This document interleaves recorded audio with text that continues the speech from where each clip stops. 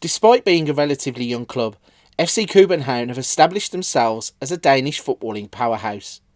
Formed from a merger of two clubs in 1992, they have gone on to win the Danish Superliga an impressive 14 times. Despite this dominance in Denmark, they have struggled to stamp their authority in the European competitions. They did reach the quarter-finals of the Europa League as recent as 2020, but they lost to Manchester United after extra time.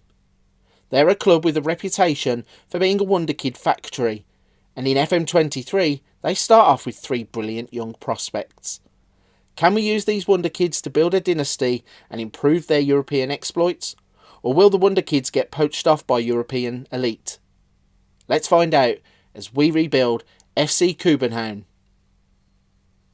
What's going on, guys? Welcome back to the channel. Big thank you for joining me on another video right here on YouTube.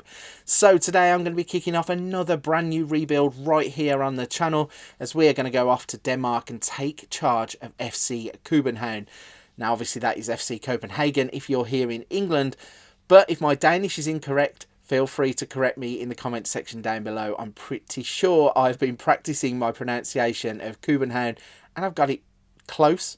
But obviously, if I haven't, you'll see in the comment section everybody telling me I am incorrect.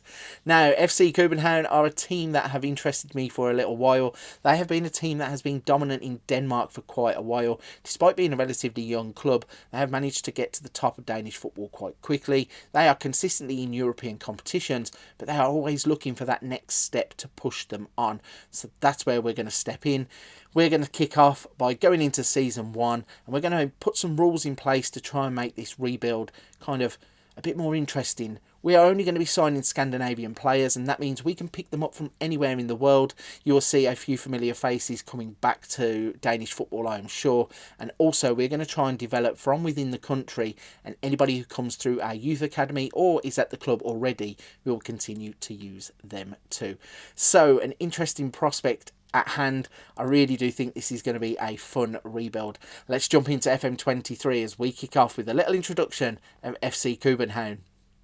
Here we go then, guys. We have fired up a brand new save game in FM23 and we have installed ourselves as manager at the Parken Stadium in København, Denmark. So we're going to have a little walk around the club, show you what the club is about.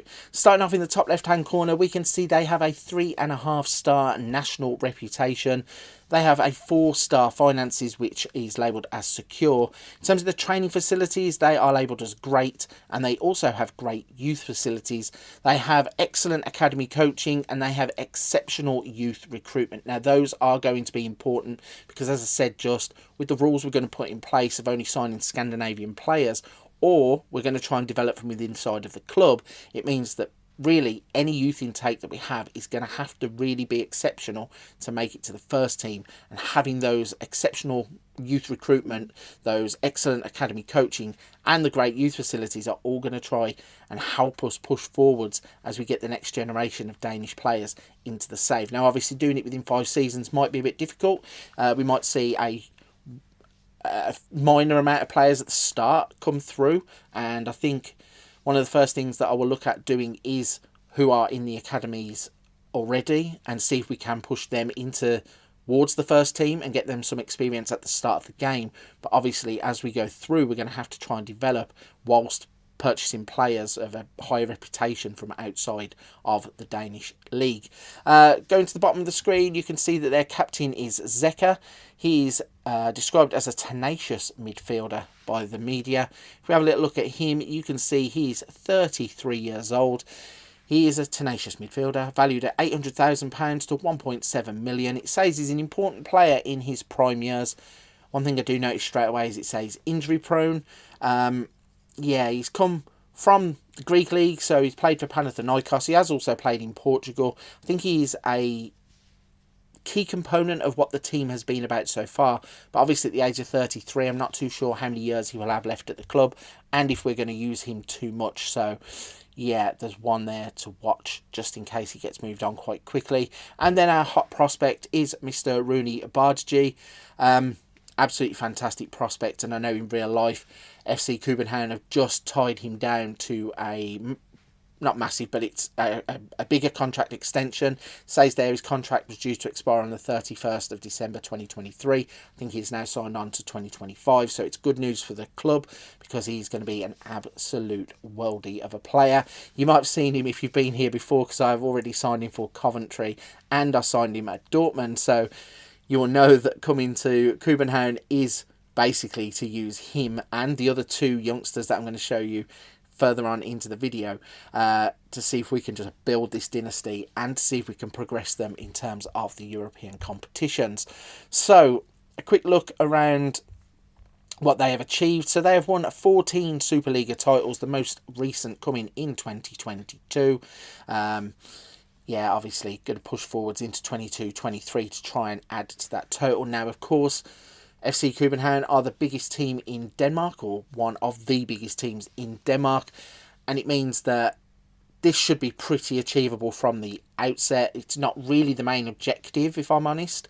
I want to see if I can have an impact on their European footprint and to see if I can progress them and move them forwards in terms of their reputation in a global way instead of just with inside Denmark. But if we're not winning the league every season, I fully expect to be sacked. They have won 8 Pokalunds, I think we're going to go with. 8 of those, most recent in 2017. Now, I guess the expectation will be there to go and add to that tally. They won 2 Royal Leagues in 2005 and 2006. And I can't quite read what that is if we slide this along. They have won 3 Danske Supercupen. So I don't know whether that's been taken away, but 1995, 2001, 2004 suggests they haven't played in the competition for a long time, so it's something that is there. But as I said, the one thing that is missing is any form of European competition, and that's the big one we are going to go looking for. So they play at the Parken Stadium in Copenhagen, Kobenhavn. You're going to get a hybrid of these, I'm pretty sure. I'm going to try and stick to Kobenhavn, but if Copenhagen does slip in, you have to forgive me. It's not my natural thing to say København, but I will try as much as I can. So the stadium was built in 1992, which coincided with the European Championships and was also the league inception date. I think the Superliga was formed in 1992 or was merged from the old league system in 1992. It's got a grass surface. It's a very good stadium condition, and it holds 38,065 in terms of its capacity. So it's in Kobenhavn. Facts about the club. So the youngest player is Rooney Bargi. The oldest player is Zeka. The average age of the club is 24. Shortest player is Rooney Bargi. You've got the tallest player is Andreas Dithmer at 6'6". Average height is 6 foot. Lightest player is Bargi. The heaviest player is the goalkeeper, Camille Grabara. Average weight, 11 stone 11. Interesting to know. Top earner at the club is Andreas Cornelius. Lowest earner is £875, and that's Valdemar Lund Jensen. Average wage of 8,300. Highest caps, Matt Ryan, 74. Average caps of 7. So not really producing the players that are going off to play international football. Nationalities represented within the club, 16. They have a 61% domestic player bias. Current internationals, 8. No under-23s, 8 under-21s and 6 under-19 internationals. So if we have a little look at the finances, now bear in mind that we have the first transfer window turned off. That is the reason that it says our transfer budget is 0. So any transfer dealings you see at the end of the first season are going to be January transfer windows transfers only.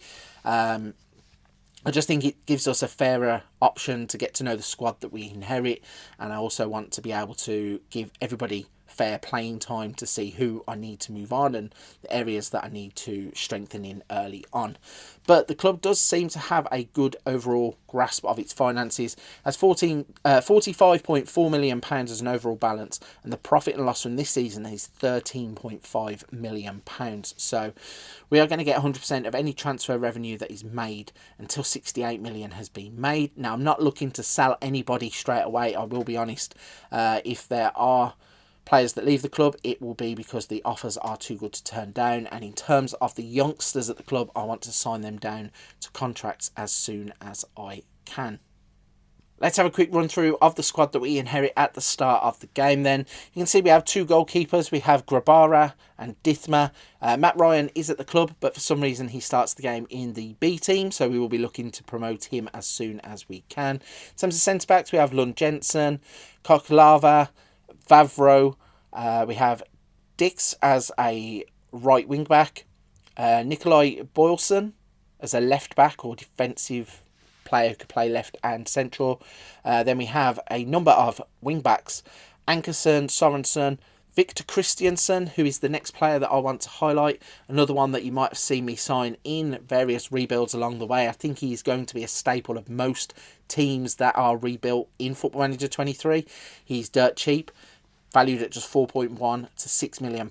Now, lucky for us, he has a contract that ties him to the club until 2025. We will look to exploit that as much as we can. Moving on, we have Gellart. Then in the middle, we have Rasmus Folk, who is a bit of a folk hero. He is a club captain and a bit of a legend within the team. So he's played 167 times, scoring 17 goals in real life. We then move on to Lucas Leragar. We've got Marko Stamanic. He's another player who is coming through, 20 years old, New Zealand midfielder who it says at the bottom isn't far away from first team football, but we will actually look to try and get him in, I think, and get him some first team football. We have the aforementioned Rooney Bahaji. I think Bahaji. I'm never sure what it is. I was convinced it was Barji, and then I've heard somebody else pronounce it differently, so it's Bardji. Anyway, Rooney Barji, 16 years old. What a talent. Contract expires at the end of 2023. As I said, in real life, they have renewed it. So my first thing to do is going to be to renew his contract. He's another player that you will have seen in previous rebuilds, and he goes on to be an absolute star. Moving down, Isaac Johansson is another one. Obviously, is a player that is going to develop into a fantastic midfielder, already valued at £7 to £10 million. And at the start of the game, he's already wanted by Chelsea, Manchester United, Borussia Dortmund and Milan. Hopefully, he will go nowhere. This one could be a bit of a hard sell to keep him at the club, like selling the club to him, I mean, or just basically ignoring every request that he puts in to leave the club. I want to keep him here. There will come a time where I will have to look if he doesn't sign a new deal. 2026 is on the radar before the end of the save. If we can't convince him to sign a new deal, there will be a time we will move him on, but I will let you know straight away. We are looking to keep hold of those 3 wonder kids. The rest of the squad, we have Haraldsson, Ozakson, Clayson, Mohamed Darami. He is a player who is on loan. He's on loan from Ajax. I think he will probably stay for the season, but it depends on who we want to sign as to whether that might be terminated early. And then at the top of the pitch, we have Paul Mukairu.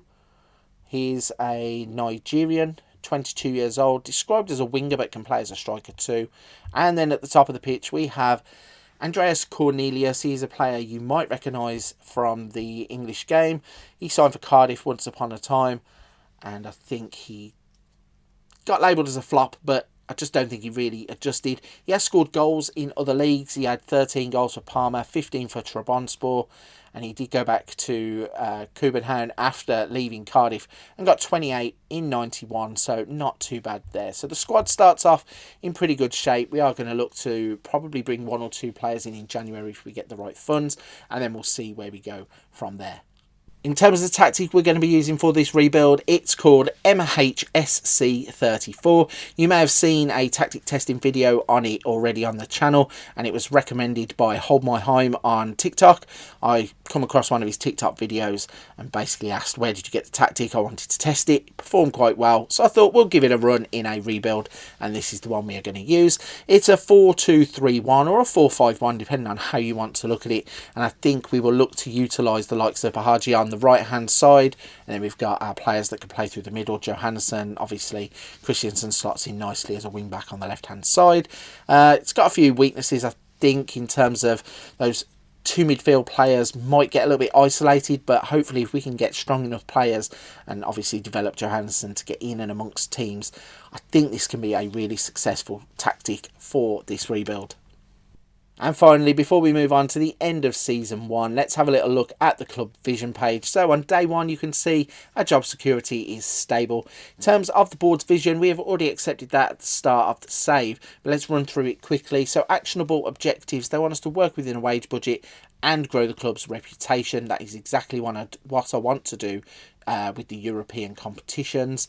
Informational objectives, maximum 1-year contracts for players over the age of 33 and maximum 2-year contracts for first team players. Now it's interesting, they only want 2 years for first team players. A little bit strange because players like Rooney Bargi I would want to put on a 20-year contract if I could, but obviously in real life that is the strategy they are using. I presume it's because most of their players get poached from outside of Denmark from other leagues, and they want to make sure that they're in the best position to be selling the players on as they go along. It's the only reason I can think for it. In terms of a 5-year plan, during the current season they want us to be competitive within the Champions League. Obviously that is one of the main objectives of the rebuild. Win the Superliga and win the DBU Pokalen. In terms of the board, the board feedback is compiled by Jan Harriet, who is our managing director. The board welcome you into the role and look forward to, with optimism, to your time in charge. And the board culture is to just sign players under the age of 23 for the first team. Obviously, that is something we want to do. Not too sure in terms of signings, or maybe there are a few wonder kids out there that we could go and pick up in the Scandinavian countries and maybe develop at the club, but then will they want to join us? It's going to be an interesting one to see what happens there. But I think we could use what's in our dev centre anyway to maybe progress some players into the next levels of their careers and maybe get them into the first team. In terms of the supporter feedback, this is compiled by Rasmus Nielsen, who is the supporter spokesperson. Supporters welcome you to the club and look forward to your time in charge with optimism.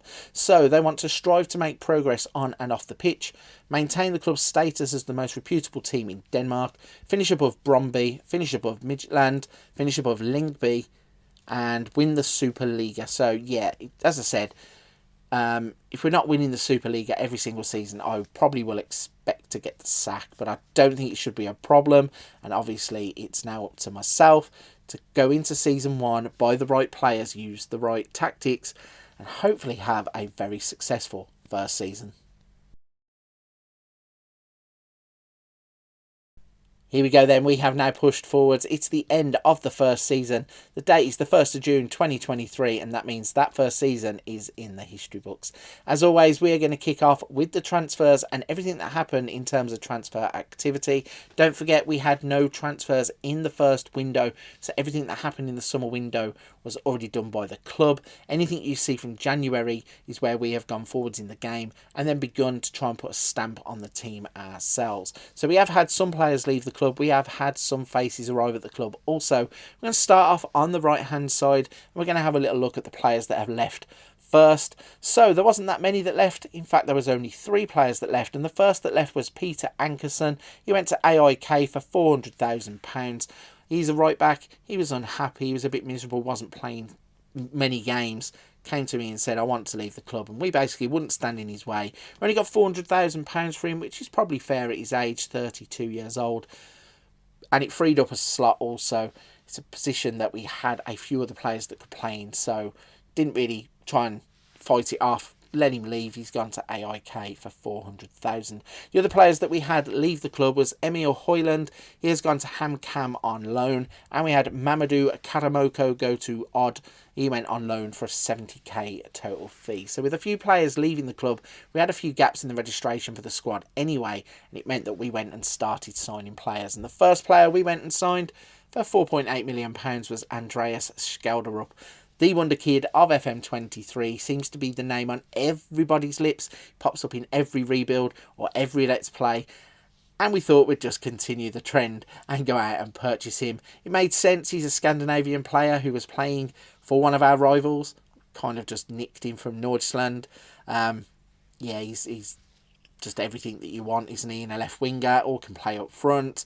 Quick with his dribbling. He's got first touch. He's got acceleration, technique, determination of 15. He's an absolute dream. The only problem with him was that when he came to the club, in his contract, he wanted a £9.5 million release clause, and he basically wanted it that he could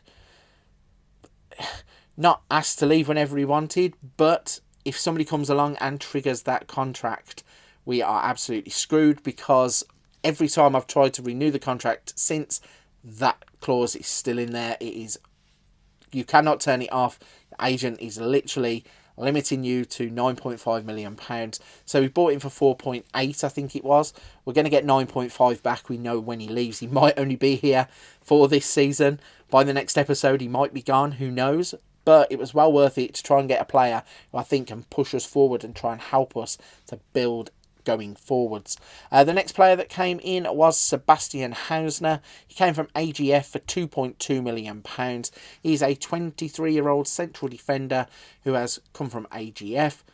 He's tall, 6'2". He's quick with 15 pace, 14 acceleration. He has good jumping reach of 15. His heading could do with a bit of improving at 10, and there are a few other stats there that look a little bit like Duff's, but kind of signing him just to be a rotation player, squad player. So I think he's a sound one going forwards. And we have a few aging players in the squad that this type of player can just come in and start playing games when we need them. The next player to come in was from Vålerenga. He's Osman Sahraoui. He has come for £2.3 million. Or Sahraoui, I think it is, not Sahraoui. Sahraoui. Yeah, he's an attacking midfielder who plays on the left. He also plays through the centre. I think he's going to be an absolutely fantastic footballer. Not come across him before in the game, so it was nice to find another kind of wonder kid who can come in and start having an impact. 21 years old, only 5'7", so he's a slight player who can get into little gaps and can kind of drift in off of either wing. And I think he's one of those types of players that we like, with a bit of versatility about his game that can help to improve the squad. The next player that come in was Victor Lind. He has come from Midtjylland for £3.5 million. And once again, the tactic here is to go out and sign players from your rivals. Has played football in Norway for HamKam. Also was playing for Midtjylland. We went in and picked him up. I thought he was cheap for what he is. He's finishing his 12. His pace is 13. His acceleration is 13. But he is only 19 years old. I think he's very much one for the future. And I think he's got a goal in him too. Playing in our system where we move the ball quickly from the wide areas to the front. If we can get him in and play him as either one of those wide players or as a striker, I think he will score goals. The last player that we signed was Oliver Sorensen. He has come from Midtjylland also, £1.7 million. Absolute perfect for what we want. 21 years old, 6'2", can play in 2 or 3 different midfield positions. Obviously not very much use as an attacking midfielder, but can play there as a makeshift. But where we signed him really was to play next to Johannesson, or if the worst happens and Johannesson leaves, he's a player that I think we can develop into that kind of role in the middle of the park that we need him. As I said, 6'2", so he's tall enough to be battling for aerial duels. Pace of 14, acceleration of 12, bravery of 17, determination of 17. Hopefully that will see him through. And I think he's a player that we can really look to develop. Again, another one who has been out to Norway to play their football, came back, and now we have signed him for our team. I think that in terms of transfer business, we spent wisely. There was, I think, about £12 million in the bank once we got to January, with the 400,000 that we bought back in for Ankerson. I did think they were going to take some of that money away, but they allowed us to spend the money as we saw fit to do so. And I think the players that we invested in were sound investments. But as always, the question is, was the money really well spent? And the answer to that question is yes, the money was well spent. You can see, starting off on the left-hand side of the screen, we have won the Superliga once again. Now, I get it. I'm going to get comments. You're managing the best team in Denmark. You should be winning the Superliga. I do know that. I really do know that. That's why I said earlier on in the video, if I can't win the Superliga in Denmark, I shouldn't be in the job and I will probably be sacked. So I'm glad to say that we have won the league. And not just won it, we have really blown them away, winning by 17 points from the next team down. We'll break that down in a minute because we'll move on to the other things. As I said, Champions League and a European footprint is what I am here for, but I got dealt a real difficult card in the first season of the Champions League. Now, obviously, in the first season, we still are in the old format, or the current format as we're in. It's going to change from next season, and it meant that we got drawn in a group with Bayern Munich, Sporting and Seville. I expect us to finish bottom of the group. We actually got 6 points and finished in third. If we show you who we beat as well, it's quite surprising to see us beating Bayern Munich 2-0 at home and Seville 4-1 at home, which means that many teams aren't going to like coming to the Parken Stadium anyway, and that might help us in the future in terms of Champions League wins, and we'll show you why. We did lose 4 games, all of them away games. Seville, Bayern, Sporting. And Sporting did come to the Parken Stadium and beat us.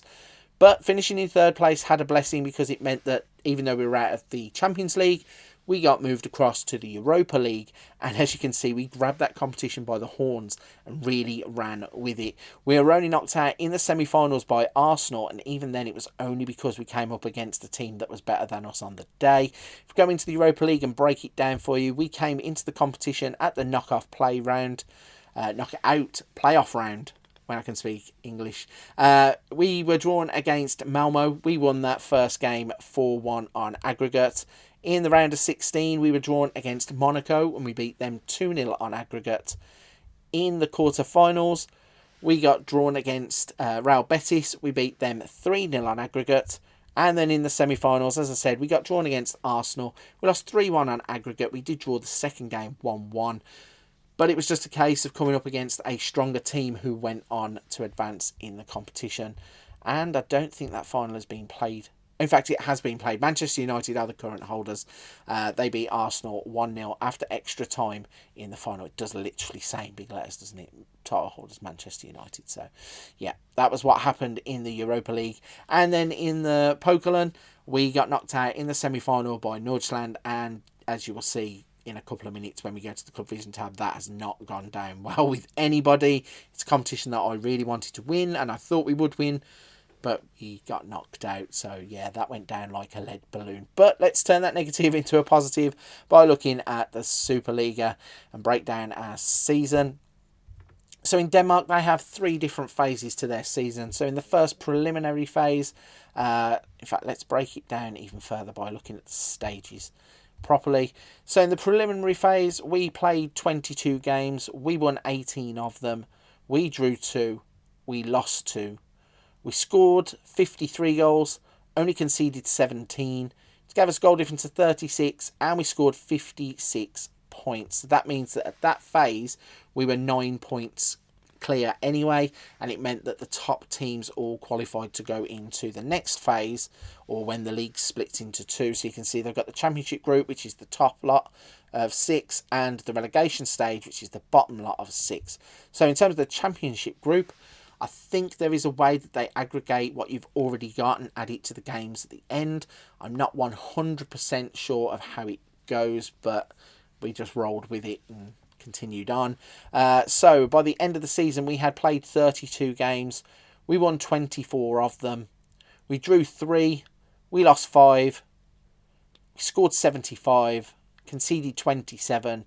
Had a goal difference of 48 and finished on 75 points, which put us 17 points clear of Randers in second place. Now, whilst I was just thinking about the league format, if you are familiar with Danish football and know exactly how the league works, please educate me, put it in the comment section down below and tell me how this league format works.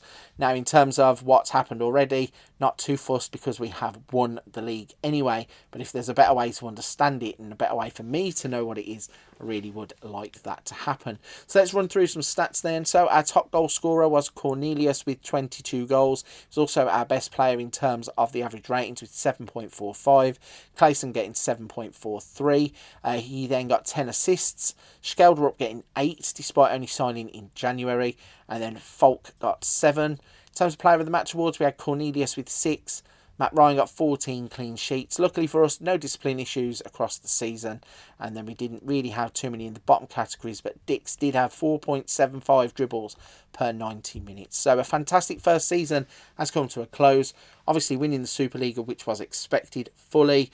Getting to the semi-finals of the Europa League has helped to push the club forwards in terms of getting eyes on it and building that reputation. And unfortunately, we got knocked out in the semi-finals of that Pokalen, and there probably will be consequences for that. Let's continue on the review by looking at the finances for the next season. So we start off with a balance of £52.4 million. The board are going to give us a generous £17.1 million to spend. Now obviously you've seen the way that this format is going to work, signing Scandinavian players and younger players to try and develop the team going forward.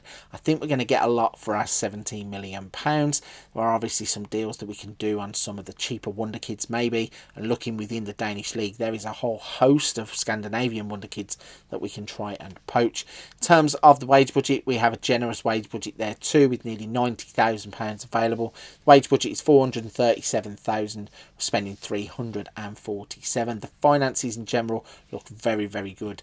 I think that we're not going to have any financial difficulty in this save. If you remember the Villa one, it was kind of all over the place in terms of going into massive debt and then relying on competition winnings. I think this is a well-run club that is just going to be able to look after itself as we go along.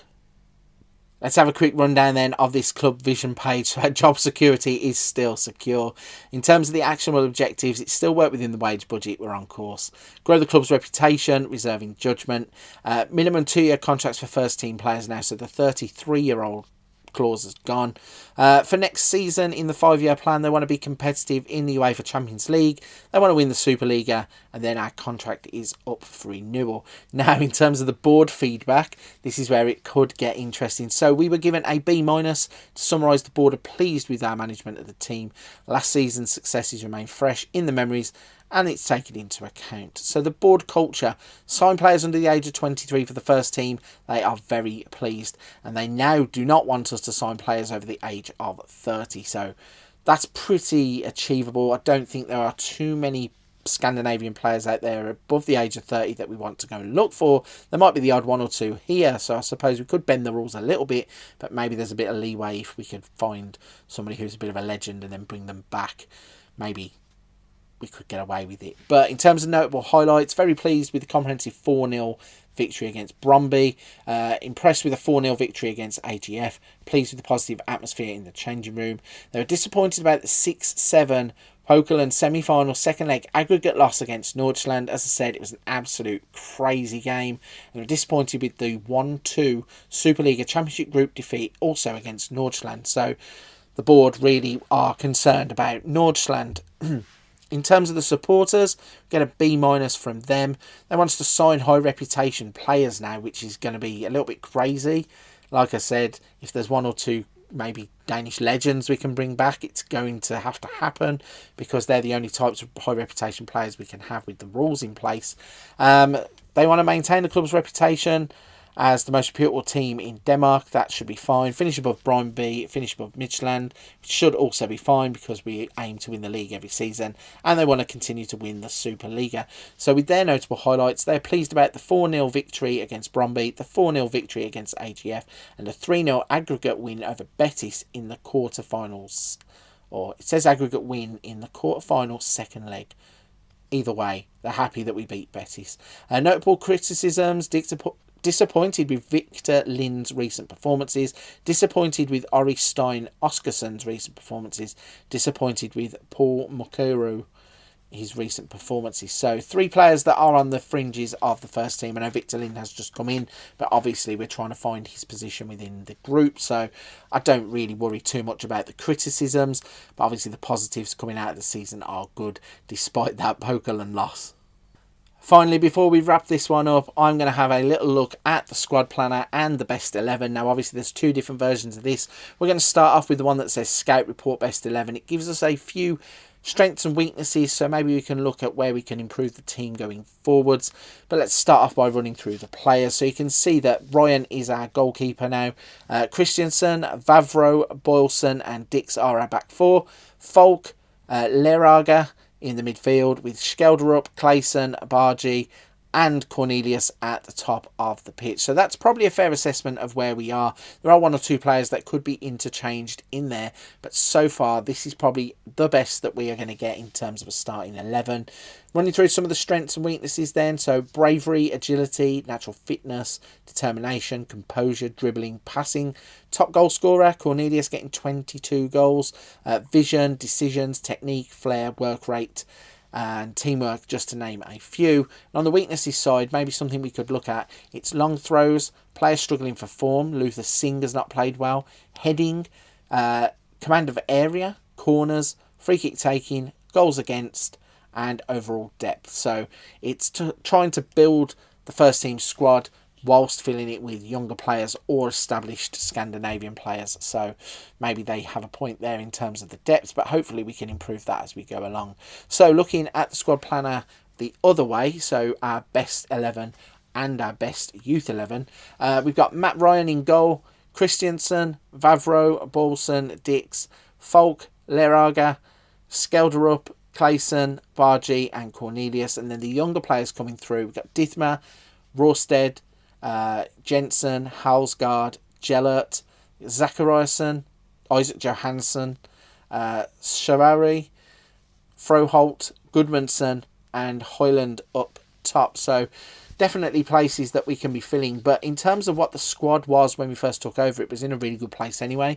So maybe we're going to lose one or two players. You can see that Zeka isn't in there, despite the fact he was club captain at the start of the save. So maybe there's room for improvement in terms of that. Once we knock a few of the higher earnings off, then maybe we can bring players in on slightly more wages and have a look at improving overall. But I'm really pleased to have got Schelder up in, even if it only lasts for one season.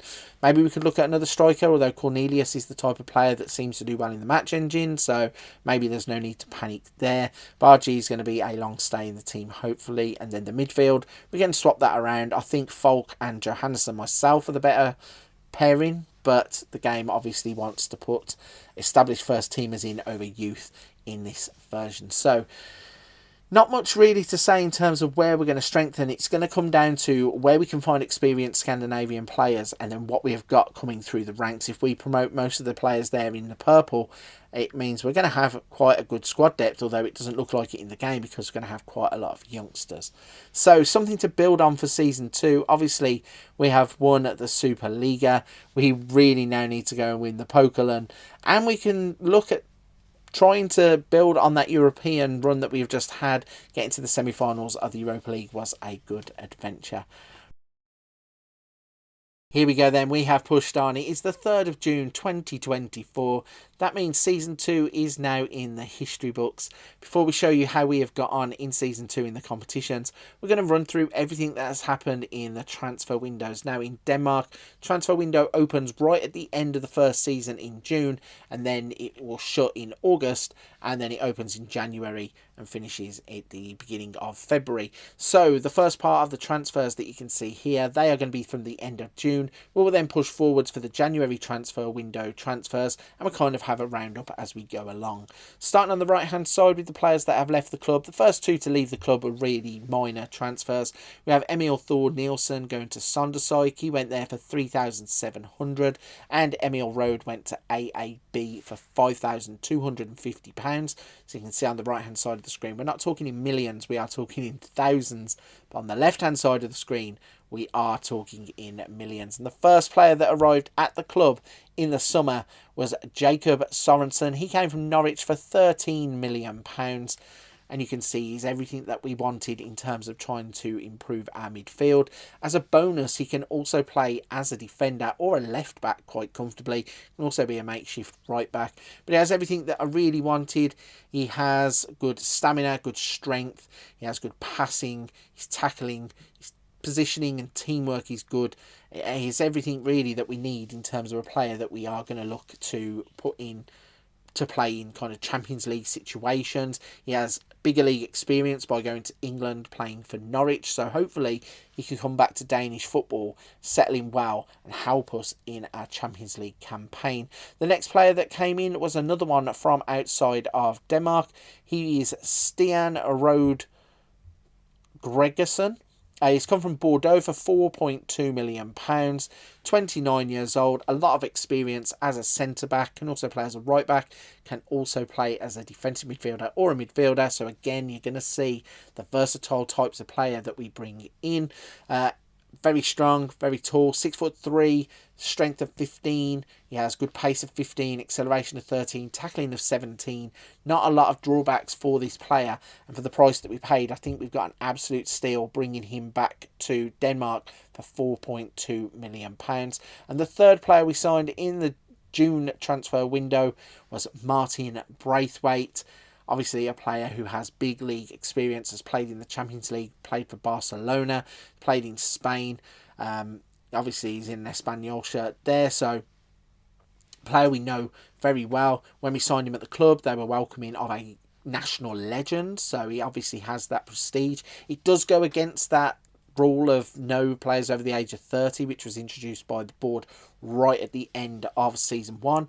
But I've got a good feeling that he can come and have a positive impact on both the team in terms of the players like Rooney Bargi and Victor Christiansen, and teach them basically what it's like to be an elite player, and also help us out in those high profile games, knowing what Champions League football is all about.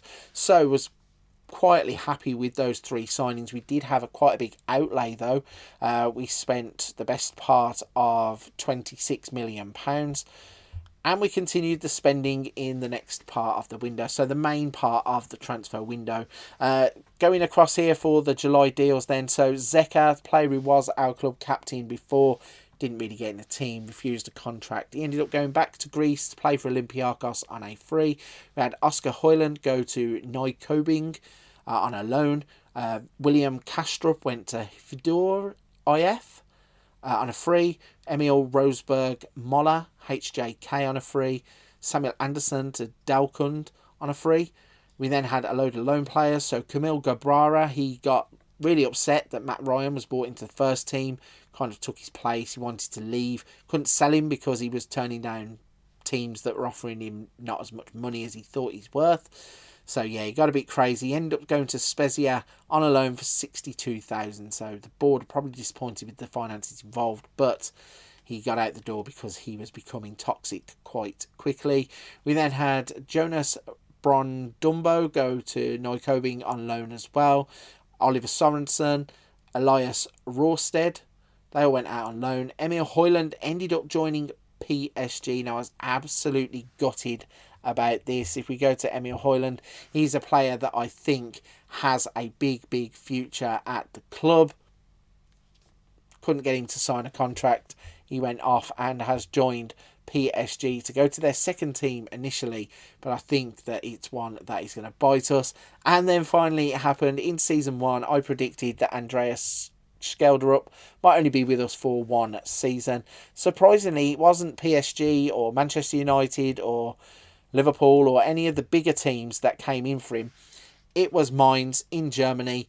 Yeah, really disappointed to lose him. Even asked for him back on loan and they refused that. So, little wonder kid, our first signing, has left the club just like he intended to do. I think he only ever wanted this to be a stepping stone, but it meant that we now have to double down to keep the 3 that are at the club already. The last player to leave was Luther Singh. He has gone to Maritimo for £120,000. Not a real big loss at the club anyway, because we then went out and spent some more money. Looking on the left-hand side, the first player we signed was Victor Fischer. We have got him. He's a former player at the club. Has been playing in the highest levels of European football. Brought him back to Denmark. I think it's an absolute sound signing. He is a little bit injury prone, I will say that. And if you have signed him in your own game and he basically walks through the door, falls over and he's out for 4 weeks, that is exactly what happened here.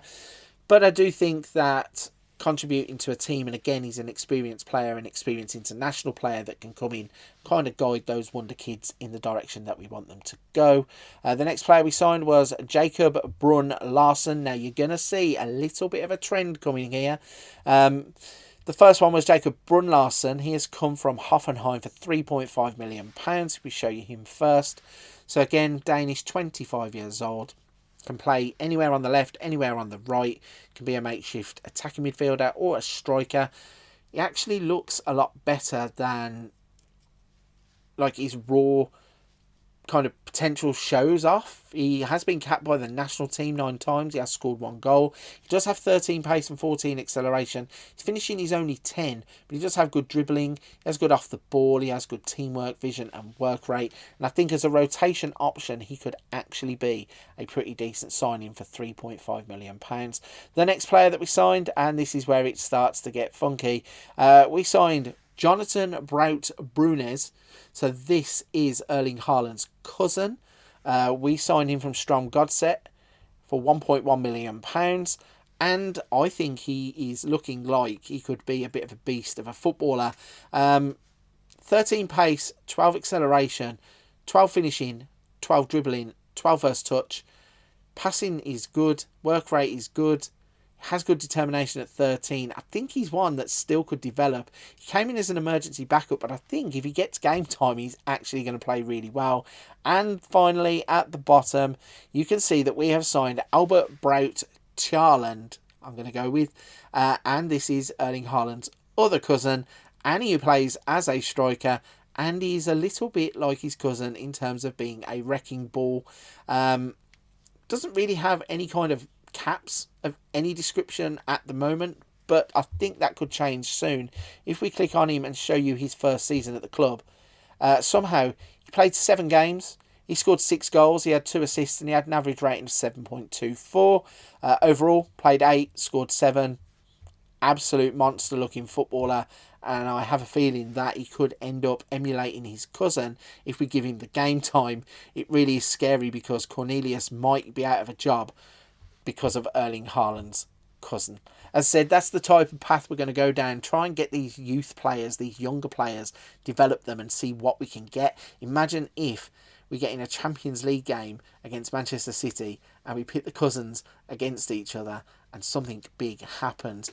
It's one for the future maybe, but we have signed these 2 cousins and I think they can have an impact. I mean, we signed the Albert Braut Charland for £3,000. That could turn into an absolute bargain.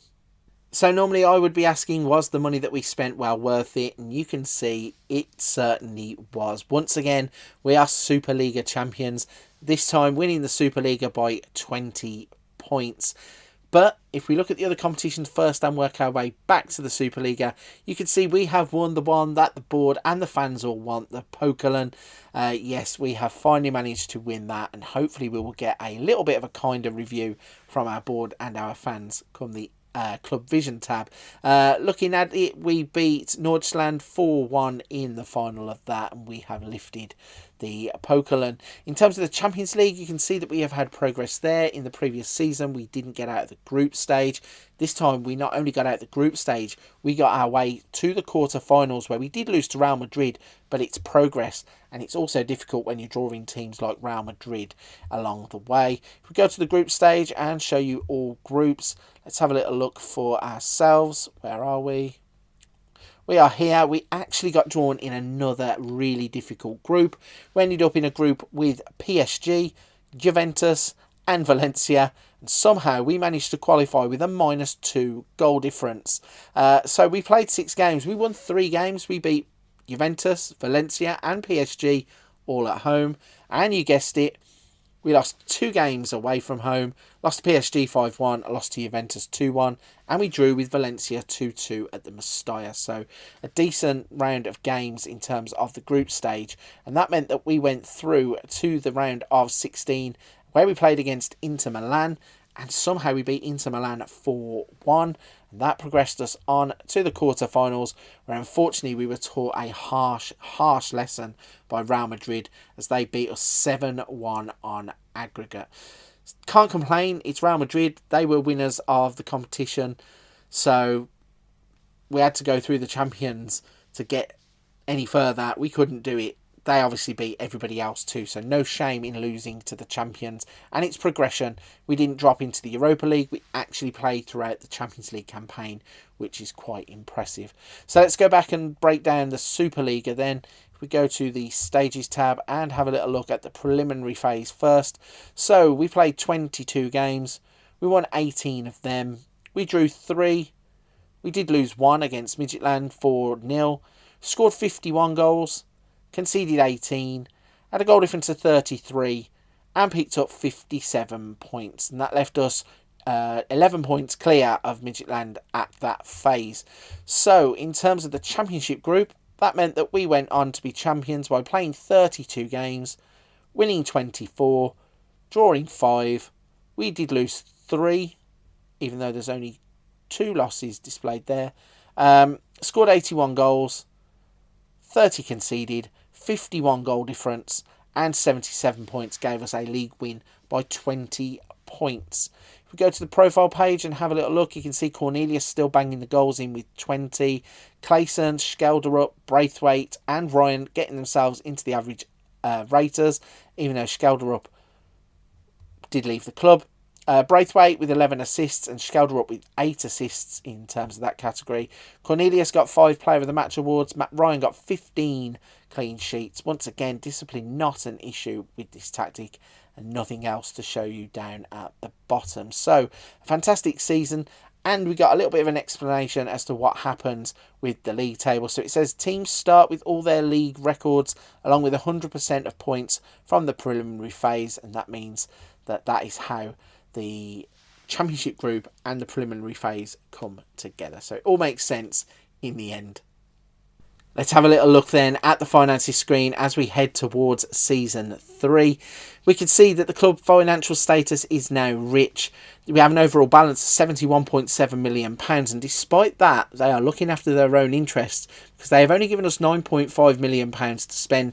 Did think that there would be a bit more on offer, but I suppose with what we're working with and the players that we've got at the club now anyway, don't really need to have too many lavish signings. So £9.5 million is probably enough wriggle room for us to start to look to kick on in the Champions League. Looking at the wage budget, £515,000 is available. We are spending £489,000, so that is creeping up, but it does mean that we still have enough in that gap to be able to attract the type of player that we want to the club.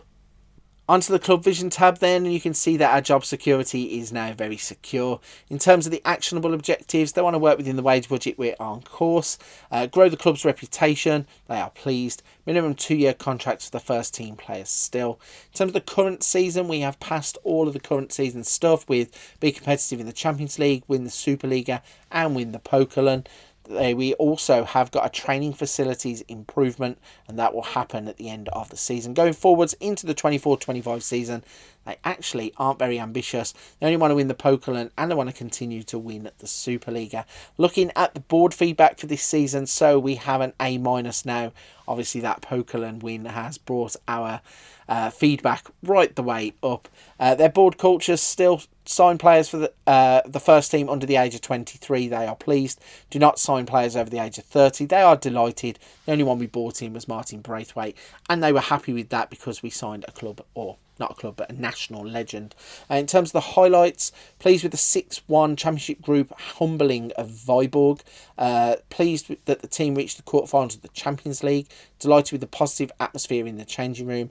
And their notable criticism, they are extremely disappointed about the 7-1 aggregate loss to Real Madrid. Not too sure what I can do about that.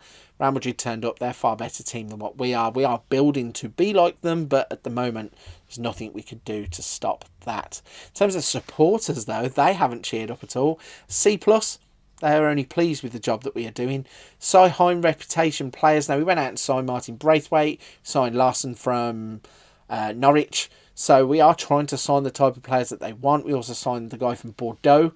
I think they're bigger teams than what Copenhagen are at the moment. So not too sure what we need to do in that. They're only pleased. Not too sure going forwards how we're going to keep topping those transfers. They want to maintain the club's status as the most reputable in Denmark, finish above Brøndby and Midtjylland, and they want to win the Superliga. So we finished all of those. It should say pleased or passed, because we did win the Superliga and we finished above the other two teams, obviously, because of that. In terms of notable highlights, pleased with the comfortable 6-1 victory against Viborg. Delighted with Victor Claeson's recent performances. Pleased with the comfortable 4-1 humbling of Nordsjælland. Their criticisms, disappointed about the 7-1 UEFA Champions League quarter-final second leg aggregate loss to Real Madrid. And they're disappointed with Christian Sorensen's recent performances. So, bit of a mixed bag. C+, I think, is a bit harsh. Glad to see that the board at least have softened up to us a little bit and they've enjoyed that Pokalen victory. But I think that we can start to crack on with some of the other ones. High reputation players, though, is going to be one that is difficult to top season after season after season. The final thing that we are going to look at before we move on to Season 3 is our Best 11. Now, as always, there are two versions of this. We're going to start off with the one that says the Scout Report Best 11. And we're going to go through some of the strengths and weaknesses. But let's start off by looking at that Best 11. So it's Ryan in goal, Christiansen, Vavro, Balson and Dix, Falk and Learaga, Fisher on the left, Clayson, Braithwaite playing as a right-sided winger / inside forward. Wasn't expecting that. And then Cornelius at the top of the pitch. Cornelius has done absolutely nothing wrong. I think, off the top of my head, he scored 42 league goals in 2 seasons. Absolutely cannot say anything, but that's a good enough return for me not to be looking at any other strikers. Braithwaite can come in and play in that role if he needs to, but I like him playing just behind Cornelius to get 2 of them on the pitch. Does mean that Clayson has to miss some games, but then that manages his game time, which means that he doesn't get tired.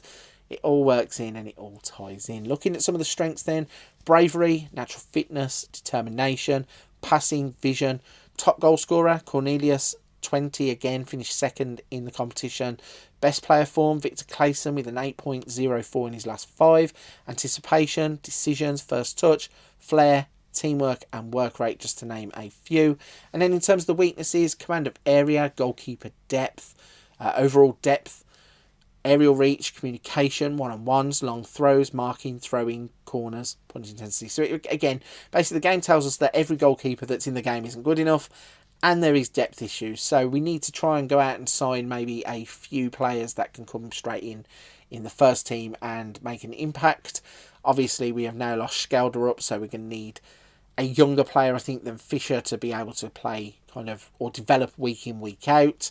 In terms of the general squad depth, we're going to have to sign players, or either that or we're going to have to promote from within, and then I'm not too sure whether the game counts players of a certain age as squad depth or not, because we do tend to have quite a lot of players in the first team, but the game obviously doesn't think we have great squad depth. We switch over to the other one, the Best 11 with the players on the pitch. So we've got Matt Ryan in goal, Christiansen, Vavro, Balson and Dix, Sorensen and Learaga, Victor Fisher, Clayson, Braithwaite and Cornelius. So we've got Sorensen in that Best 11, which is quite interesting. I would actually have Johannesson myself. Looking at the purple players, we got Alvarsson as the goalkeeper, Rorsted, Halsgaard, Nielsen and Gellert. So I don't think the back 4 have changed. The goalkeeper has. Stefan Jensen and Isaac Johansson in the middle. Johansson again is a player that is just developing nicely. He's going to become that overall midfield general. Osman Saroui is on the left.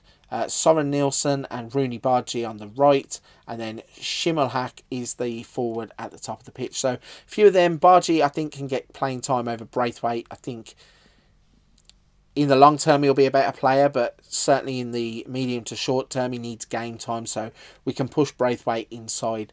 Like I said, give Fisher wide left and Bargi wide right. Not a problem there to get them game time. In terms of the middle of the park, Johansson needs to go in. And I don't think there's much else to say about the rest of the team. Obviously, it's saying that we need squad depth, so we're going to have to go and try and improve. Got £9 million to spend, so maybe it's either promote from within or just go and buy 1 or 2 high reputation players that are either Swedish, Danish or Norwegians and try and get them into the team. I really think that this is going to be an interesting save going forwards, because it's going to go one of 2 ways. We can either hold on to the likes of Christiansen and Johansson until the end of their contracts, or we can try and turn them over for a profit now and reinvest, but then I'm not 100% sure where the players are going to come from, so it's all going to get interesting from this point in. Right then, let's get things going and kick off, as always, with the transfers that have happened in Season 3. Obviously, we are rebuilding the team and we need to keep evolving every single season. And that means we are going to have players that leave the club, as well as players that are going to come in to replace the players that have moved on. As always, the transfer window is done in 2 parts. So we have the first part here for the end of June. Then we're going to push forwards and show you what happened in July and August. And then, obviously, the January transfer will be attached to the end of this section. second part. Right then, let's kick off then in June.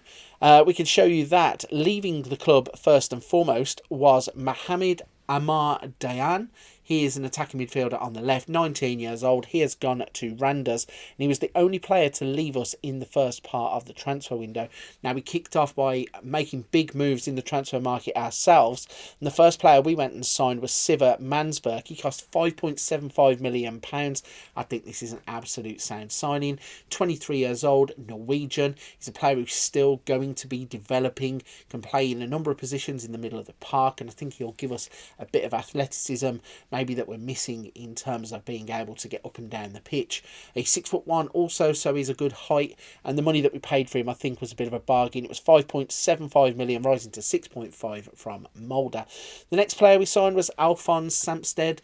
He is a right back or right wing back. He's Icelandic, 27 years old, so a bit more further along the line in terms of his career, and a player who I think comes in really to shore us up and give us that little bit more know-how in terms of defending. He's going to slot in as the right back.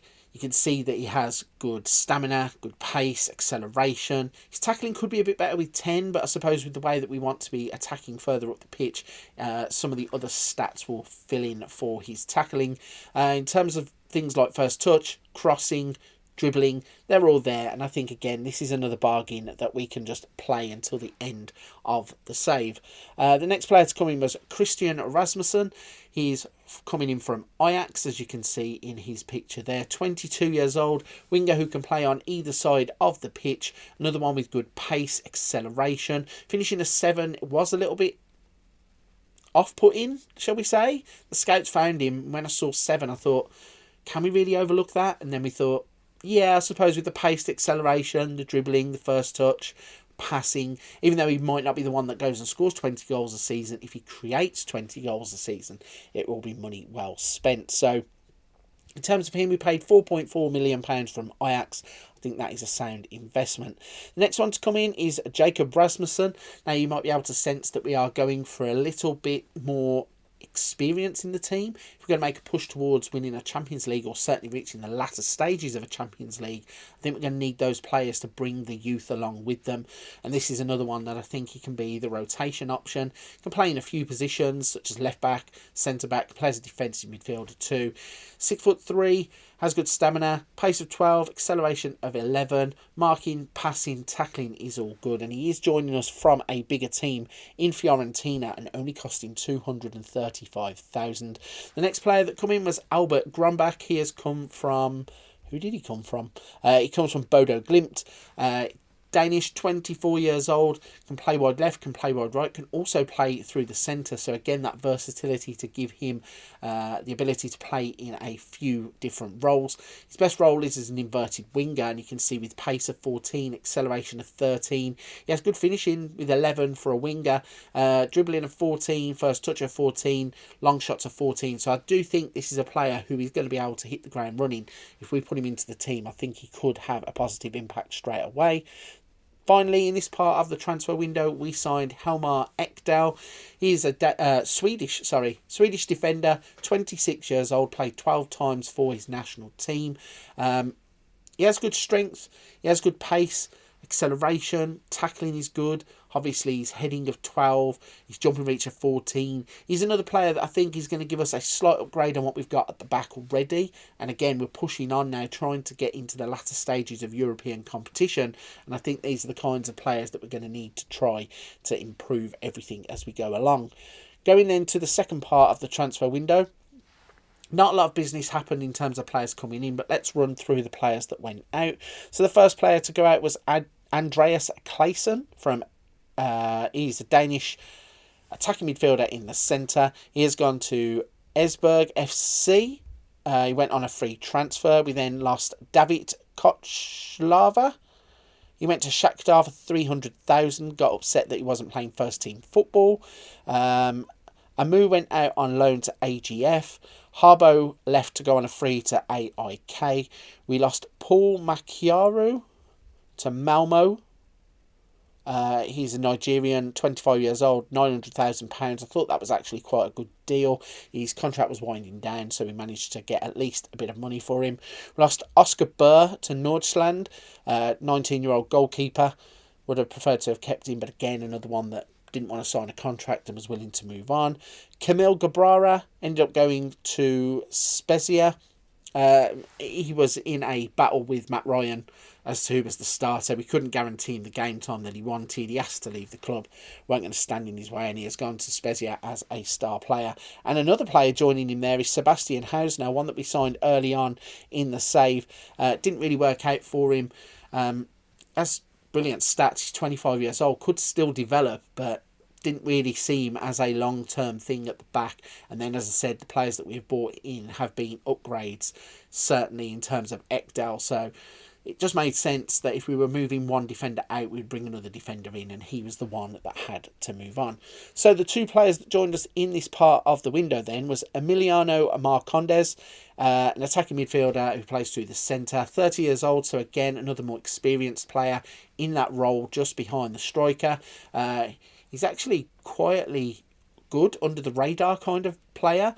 Passing of 14, flair of 17, pace is 12, acceleration of 13, corners of 12, technique, vision.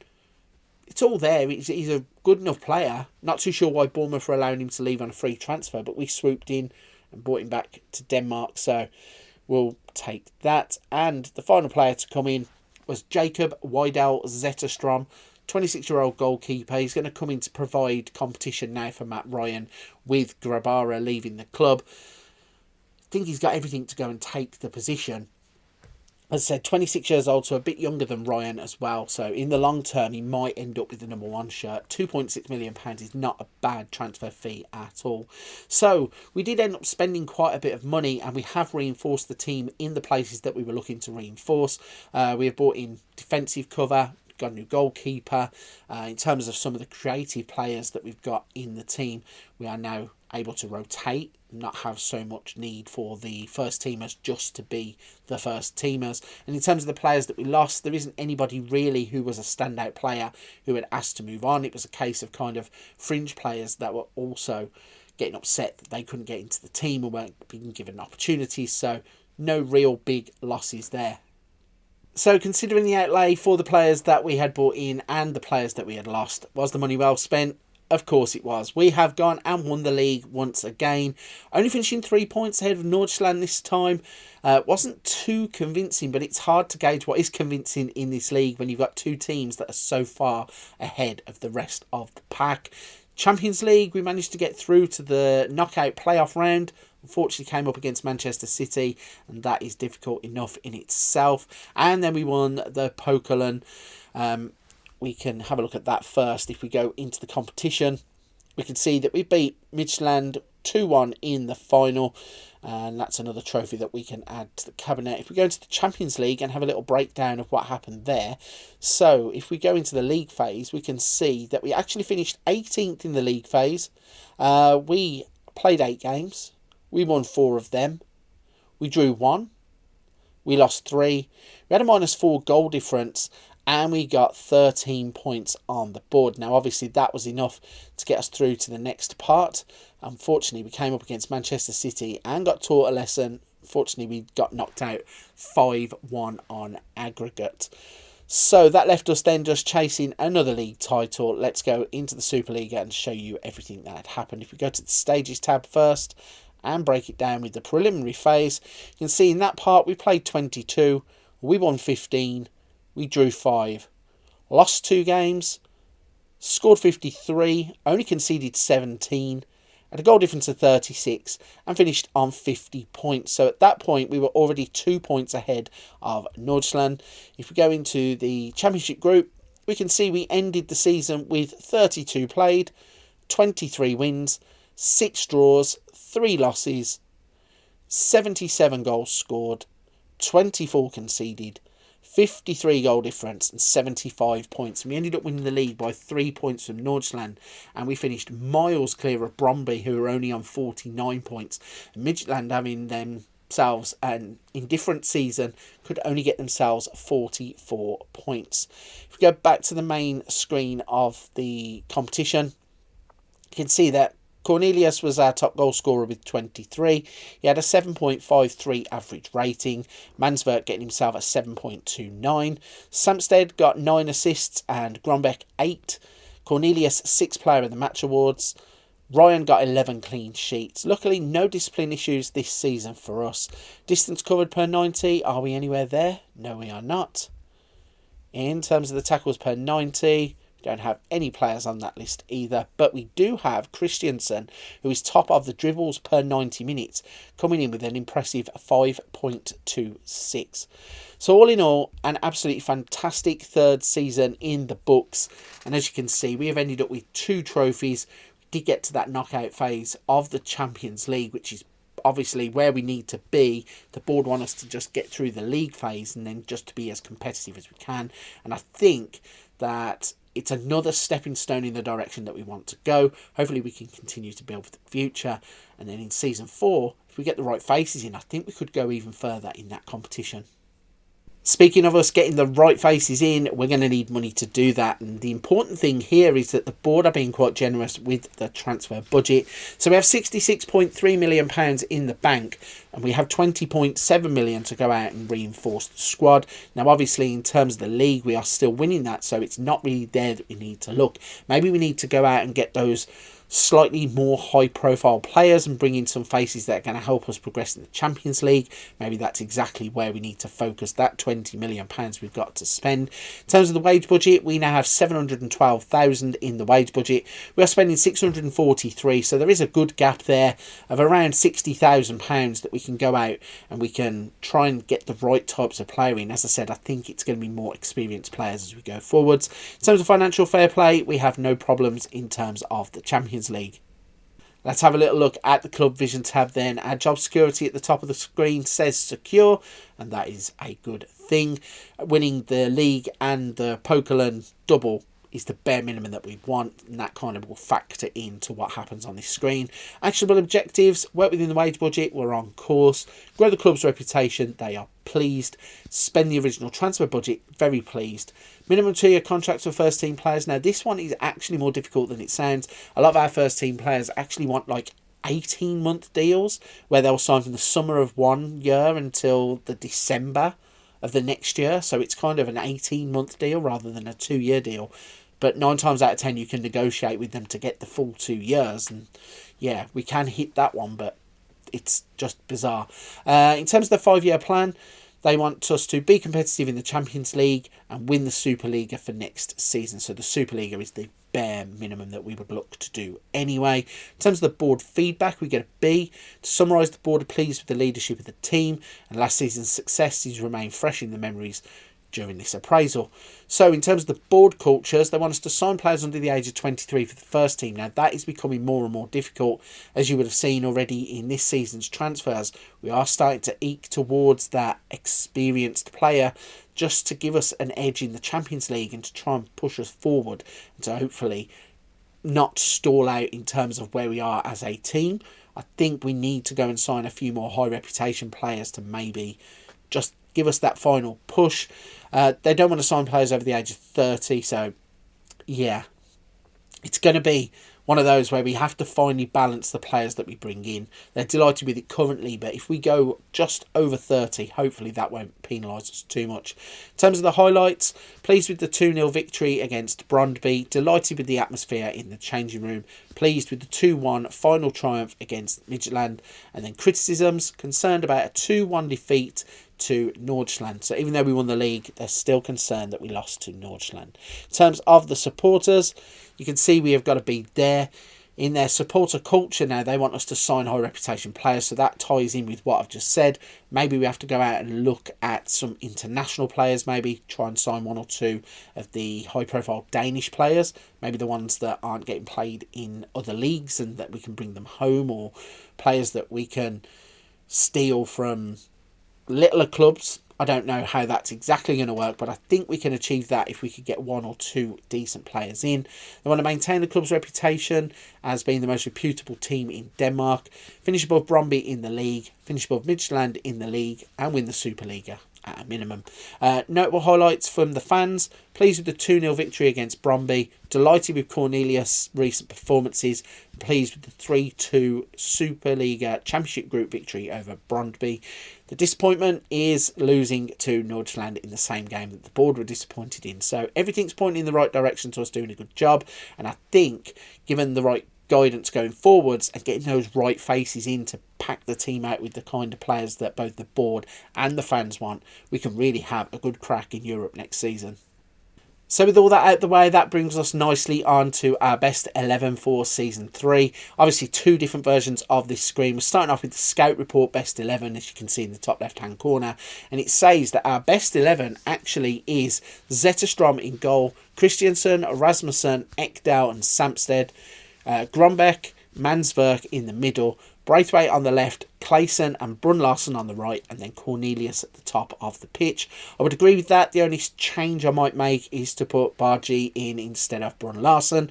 I just think that he's a slightly better player and one with more potential that maybe deserves the game time over Brun-Larsen. The rest of the team, Grombeck maybe for Johansson, but other than that, it's pretty much as it is, and that goalkeeper situation just keeps changing back and forth. I think it's a case where we can rotate goalkeepers and have equal abilities. If we go to the other version of the best 11, so we can see that that's got Zetterstrom, Christiansen, Rasmussen, Ekdal, Samsted, Sorensen and Mansverk in the middle, but Johansson is on the screen at least. Then this version has Brun-Larsen on the left, Clayson and Grombeck on the right, with Braithwaite being the striker. If we look at the players in purple, Alvarsson in goal, Råsted, Nielsen, Pedersen and Gellert, Johansson and Jensen in the middle, with Froholt, Nielsen and Bargi on the right, and then Christian Rasmussen up top. So it's just showing us that the youth that we have bought has really started to come through now, and they're starting to push forward.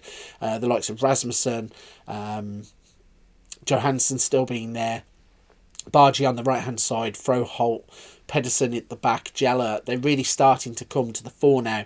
And I think that also, alongside going out and signing maybe some older, more higher reputation players, we also can look to that crop of youth coming through to really try and drive the club forward. Here we go then, let's begin the roundup of Season 4. We have jumped forwards to the 7th of June 2026, so that means Season 4 is in the books. And as always with these rebuilds, we're going to kick off by showing you the transfers, everything that has happened at the club in Season 4, both in terms of the players leaving and the players arriving. Now the transfer windows happen in 2 sections, so we're going to go through the June transfer section first, then we're going to go on and show you July and August, and attached to that will be the January transfer window too. So we had to be very active in the transfer window. Quite a few players left the club, and we had some really good faces join the club. So let's start off on the right hand side then. If we drop down here, the first 4 players to leave the club. So a previous signing that we made, Stian Rode Gregerson, he has gone to Troyes. A player who really wasn't getting into the first team, kind of become a little bit disillusioned with life at the club, asked to leave, and he has gone back to France, where we signed him from Bordeaux. He went to Troyes and we got £3.4 million for him, so quite a good deal in terms of the money we got back. The next one was Valdemir Lund Jensen. He's gone to Vale. I think, how much money did we get for him? We got £300,000 for him. So again, it was a player that wasn't going to get into our first team. He's a centre back that I don't think was really going to make the grade in terms of being an out-and-out centre-back within our team, so it made sense when the money came in. I suppose there is still room for a bit of development with him, but with the players that we are signing, it obviously just made sense to get the money as we could. The next one to leave was Victor Froholt. Now, you might have remembered at the end of the previous season, he was in the best 11 as a wide left player.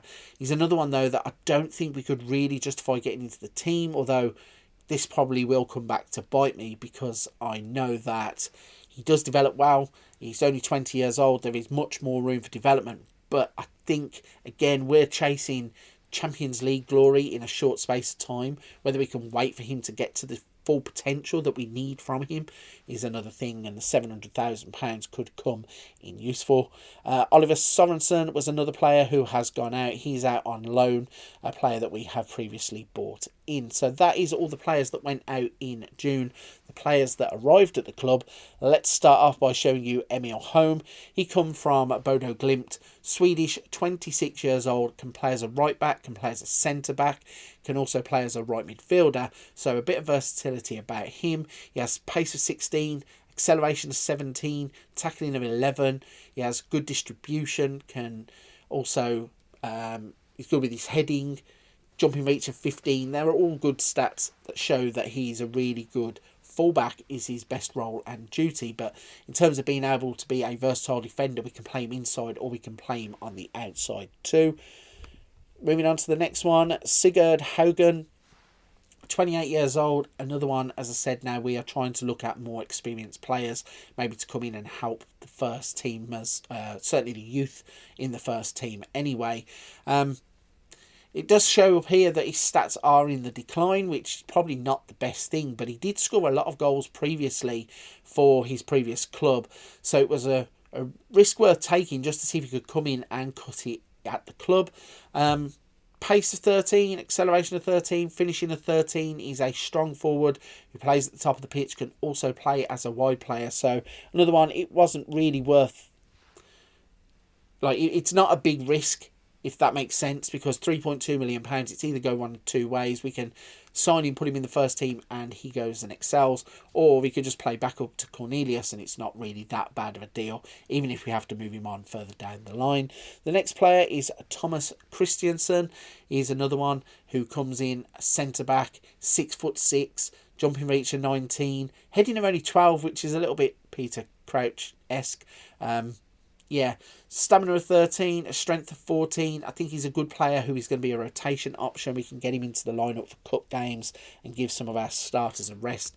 Another one who costs £2.9 million, so not a big outlay for a player who can become a better player. The next one is Jonas Wind. Now, this feels like a big transfer for the club. Obviously, a player who had already broken away from the Danish leagues, and now we have brought him back. It was good to see that we could entice this kind of player back. Plays as a striker, can also play off of either wing. He's quick, he's dynamic, he can score goals. I really think that the fans will enjoy having Jonas Wind at the club. And yeah, he's going to go in, he's going to play the majority of games. Obviously, whether that's as a winger or as a striker, I'm not too sure. We could just plug him in where we need him. Maybe if Cornelius needs a rest, or if Rooney Bargi's not playing well, we can always just slot him in. But I think that £6.5 million is an absolute steal for Jonas Wind. The next player we signed was Emil Kraft.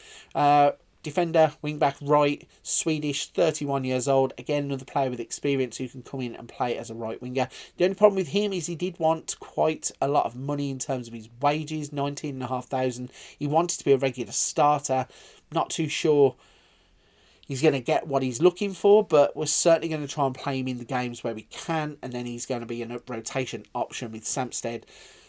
Yeah, it's just a signing with experience. He's played at a high level for Newcastle.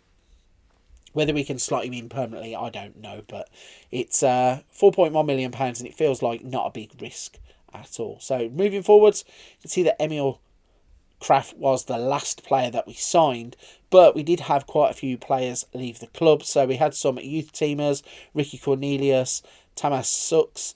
They went to Pax and Lyngby. We then let Lucas Lerega go to Bologna. We had Kevin Dix leave to go to Vitesse Arnhem.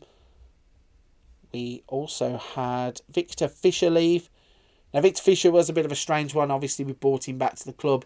An experienced player, plays off of the wings, could never stay fit. That's purely the reason that we moved him back on, because we brought him in to play games. He wasn't playing enough games, and it was just unfortunate that he couldn't stay fit, because he was really good when he played. He just didn't play enough.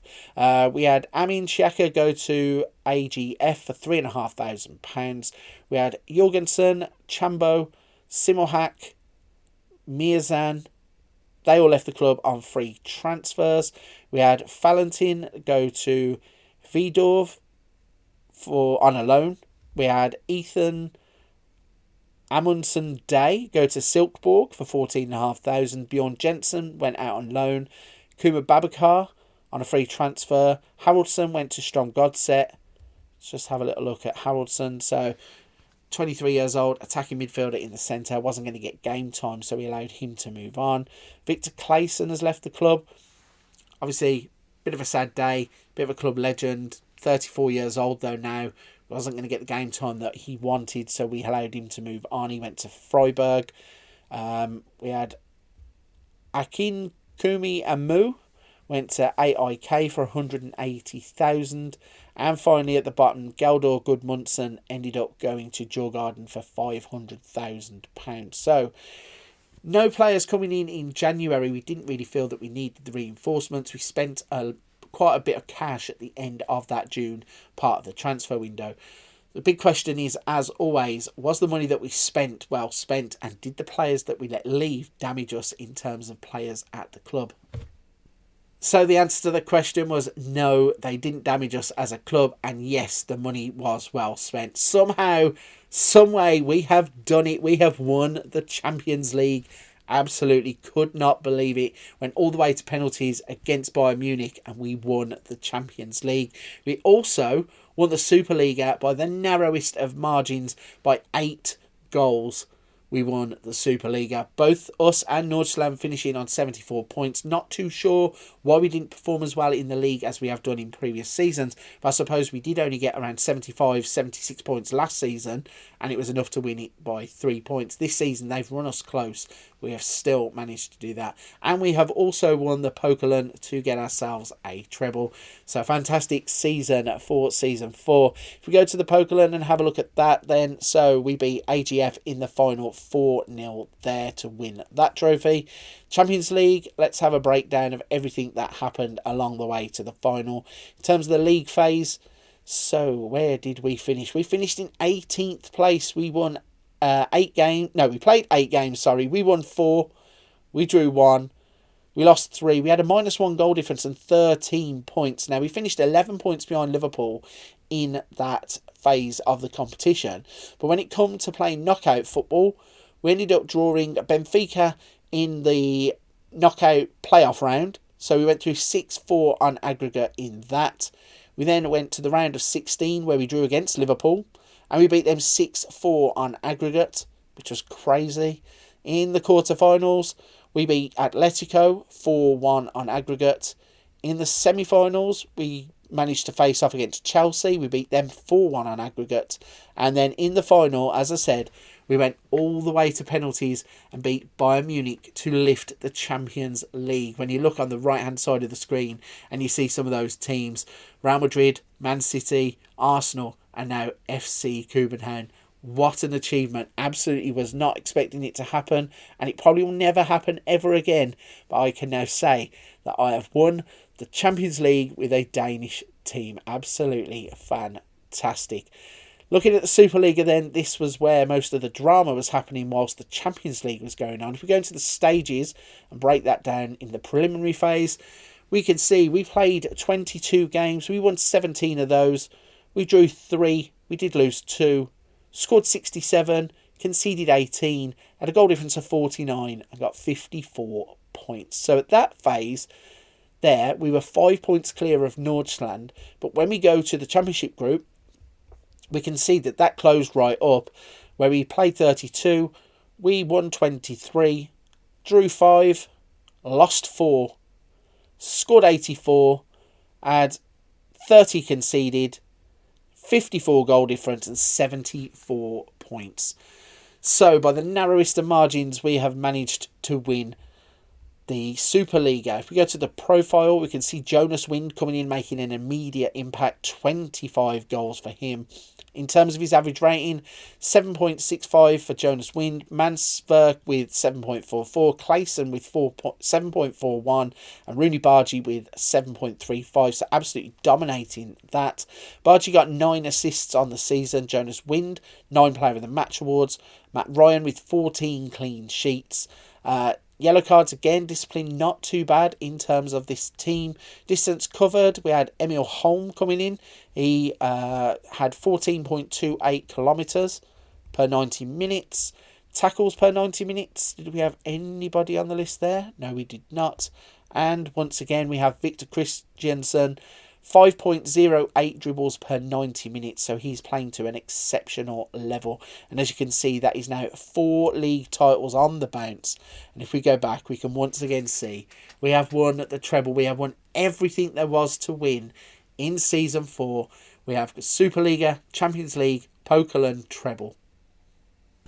Let's move on then and have a little look at the finances as we move away from Season 4 and into Season 5. The board now have £113 million in the bank balance, and they've given us £32.6 million to spend on transfers. So as we are getting further in, that transfer budget is going up and up, and the balance, now we have won the Champions League, obviously is going to go up and up and up too. With that Champions League win, we now have a wage budget of £1.1 million. We're only spending £667,000. If there was ever a time to go out and try and lure the best Scandinavian talent that is out there, it's right now. We're going to go and have a go at that with that massive amount in terms of the wage budget. Transfer budget also is very appealing too. A quick look at the Club Vision tab shows that our job security is secure. Not too sure what we have to do to get very secure, but we'll take secure. In terms of the actionable objectives, work within the wage budget on course. Minimum 2-year contracts for first team players. They're not judging. Maximum 1-year contracts for players over the age of 33 now. So we have a few of those at the club. Certainly the likes of Braithwaite and Falk. They are now going to be players that are going to be restricted to 1-year contracts. In terms of the 5-year plan for next season, be competitive in the Champions League, win the Superliga, and then I hopefully get a contract renewal. In terms of the board feedback, we've got a B from the board. The board are pleased with the leadership of the team, and once again, last season's successes remain fresh in the memory and are taken into account. Now, it says sign players under the age of 23 for the first team. As we've just run through the list there, we are signing more and more experienced players. It's the only way we could have gone on that Champions League run and achieved what we did. So unfortunately we're disappointing the board, but I'm pretty sure they'll be ecstatic that we won the Champions League, even if we didn't sign a few Scandinavian wonder kids along the way. They do not want us to sign players over the age of 30. At the moment they're delighted with that. In terms of notable highlights, pleased with the 2-1 victory against Midtjylland. Delighted with the positive atmosphere in the changing room. Pleased with a 4-2 Champions League final penalty win over Bayern. And they're disappointed that we lost to AGF in the league. Win the Champions League, board's still disappointed with a league defeat. In terms of the supporters, we get a B there. Supporter culture now strive to make progress on and off the pitch. In terms of expectations, maintain the club's status as most reputable team in Denmark. On course, winning the Champions League is only going to elevate the club. Finish up with Brøndby and Midtjylland, and then win the Superliga. In terms of the highlights, pleased with the 2-1 victory against Midtjylland. Delighted with Vavro's recent performances. Delighted with Wynn's recent performances. Disappointed about a championship group defeat against AGF. Disappointed with Emil Kraft's performances. Disappointed with Braithwaite's recent performances. So Braithwaite now is coming to the end of his career somewhat. Don't know if he's going to be at the club much longer. But if we can keep him around, it'll probably be one of those to kind of mentor the younger players. Emil Kraft, okay, he was a disappointment across the season, I will have to concede. So the board probably do have some justification in putting that one in there. Finally then, as always, let's rattle through Season 4's best 11 screen. Scouting report first. We can see that it's got Zetterstrom in goal, Christiansen, Rasmussen, Ekdal and Samsted at the back. Johansson, Mansverk in the middle, with Larsson wide left, Wind and Bargy now in the team, and then Hagen at the top of the pitch. Now, I'm not too sure how this has come about to be the team that it is. I certainly wouldn't put it this way. I would have had Cornelius at the top. I probably would have had Rasmussen on the left as he had a good season. Bargy on the right is sound. Wind is sound where he is. Johansson and Mansverk are great options in the middle. And then the back four is probably right. I think Matt Ryan deserves to be the #1 goalkeeper because he probably played the better of the two across the season, but that's just subjective. Looking at the other version of the best 11 then, so the opinion of Stefan Madsen, he has gone with Zetterstrom, Christiansen, Rasmussen, Ekdal and Samsted. Sorensen in the middle with Mansverk, and then he's gone Brund Larsen, Wind, Bargy and Hagen at the top of the pitch. Looking at the purple players then, so we've still got Alvarsson there, Rosted, Anderson, Pedersen and Ottawa now, another young kid who is coming through. Johansson, who I think should probably be ahead of Sorensen. Mansverk with Jensen, his backup. Hillstrup coming in on the wide left. Brondumbo with Jonas Wind, learning from him. Jensen with Bargy, and then Rasmussen being picked as a forward, whereas I would have played him as a wide left player. So again, we have a team now that's obviously just going to win a Champions League, and we have an opportunity with £32 million in the bank to go that next step and try and maybe just finish this one off on an absolute high by getting the right players in, replacing a few of the players that I don't think are going to be at the club much longer, and we really have that opportunity to go into season 5 and finish this one off on such a high. Here we go then, we have jumped forwards. It's the 1st of June 2027 and the final season of the FC Copenhagen rebuild is complete. As always, we're going to start off with the transfers to show you everything that has happened in Season 5 with both the players going out and the players coming in to replace them. Now, the transfer window, as always, is broken down into 2 sections. We have the June part of the transfer window, and then we move on into the July, August and the January part of the transfer window. We're going to kick off with the players that have left the club. So if you look on the right-hand side of the screen, coming down here, we can see that actually nobody had left the club in that section. So we are just going to move straight on to the left-hand side. Now, bearing in mind, we have just won the treble with the Champions League. We didn't really need to go make wholesale changes to the team, but what we really need to do was up the quality. And the first thing that we did was went and signed a wonder kid called Moritz Kjærgaard, 23 years old, playing for a Red Bull team. We have gone and picked him up. How much did we pay for him? So we paid Red Bull Salzburg £15 million for his services. Obviously a Danish player, and a player that we are going to look to get as much out of as we can for the final season. Now, this kid has been a wonder kid for the past couple of games, I believe. He has everything that he needs to succeed in the middle of the park, can also play as a striker. He has good strength, pace, acceleration. Finishing is only 10, so probably not going to play him as a striker, but dribbling of 14, first touch of 12, long shots of 13, passing of 13, technique of 14. He has good determination with 15, so everything that we're looking for in terms of being a star player, and that's exactly what he required to come back to Denmark. So fingers crossed that is going to be the first of the brilliant signings. The next player we brought in was Fredrik Orsnes. Arones. I need somebody to let me know in the comment section how you pronounce his name, but it's Fredrik Ornes we're going to go with. He's a Norwegian 31-year-old, and again, this goes in the category of experience. We needed players who are going to come in. Now, we've just won a Champions League, and we did it mainly with younger players, so what we were looking for to do is get players that can just mentor the youngsters, help bring their abilities to the fore, and also get them game time with experienced players to just show them how to run a game. Now, you might be thinking it's a bit crazy, you've just won a Champions League, you don't need to do that. But in terms of squad building, I think it's absolutely essential that we keep bringing fresh faces in, and certainly experienced players, because winning a Champions League once is one thing. People could say it's a fluke, like we won it on penalties in the final. But what you can't call a fluke is the fact that you get experienced players to try and replicate it. Whether we can or can't, not too sure, but this is the path we're going to go down. So he's a 31-year-old, and you can see that he's absolutely top notch. Come from Benfica, passing of 14, he has stamina of 17, strength of 12, pace of 13, acceleration of 12, aggression, bravery, concentration. There are some real standout stats in his locker, and a bargain player, really. I mean, paid £18 million for him, but when you consider what the player is and how he can play and how he can improve our midfield, I think he will be an absolute steal. The next one is another Danish international. Now, I did allude to the fact that we were going to go and look for experience. This is going to annoy the board, just be warned. When we get to that club vision tab, they did not want players over the age of 30, but we went out and signed 2 midfielders I felt were absolutely essential. Notice Thomas Delaney was available for sale. Obviously is a Denmark international, bit of a legend, 118 caps, and he's exactly what I was looking for to come into the team. Played at the top level of many of the leagues.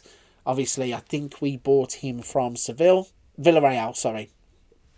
He's wearing a Seville top in his picture, but buying him from Villarreal, he's going to come in, and again, he's going to raise that level of the midfield and the standards that we are going to have. He has a personality which is driven. He's an elite midfielder still by media description. So again, something of an upgrade in the middle of our park. When you look at him, it's all there. Stamina of 16, natural fitness of 16. The pace and the acceleration have dropped off, obviously at 35, but the positions that we play in the middle of the park won't need him to be scuttling around too much.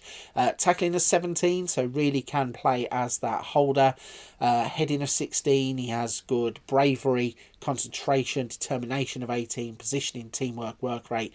Obviously, it goes down well with the fans to get a national legend into the club, and yeah, it's one that I'm absolutely thrilled to have got over the line. If we jump forward to the next part of the transfer window, then we can see there are many players that have left the club in this part.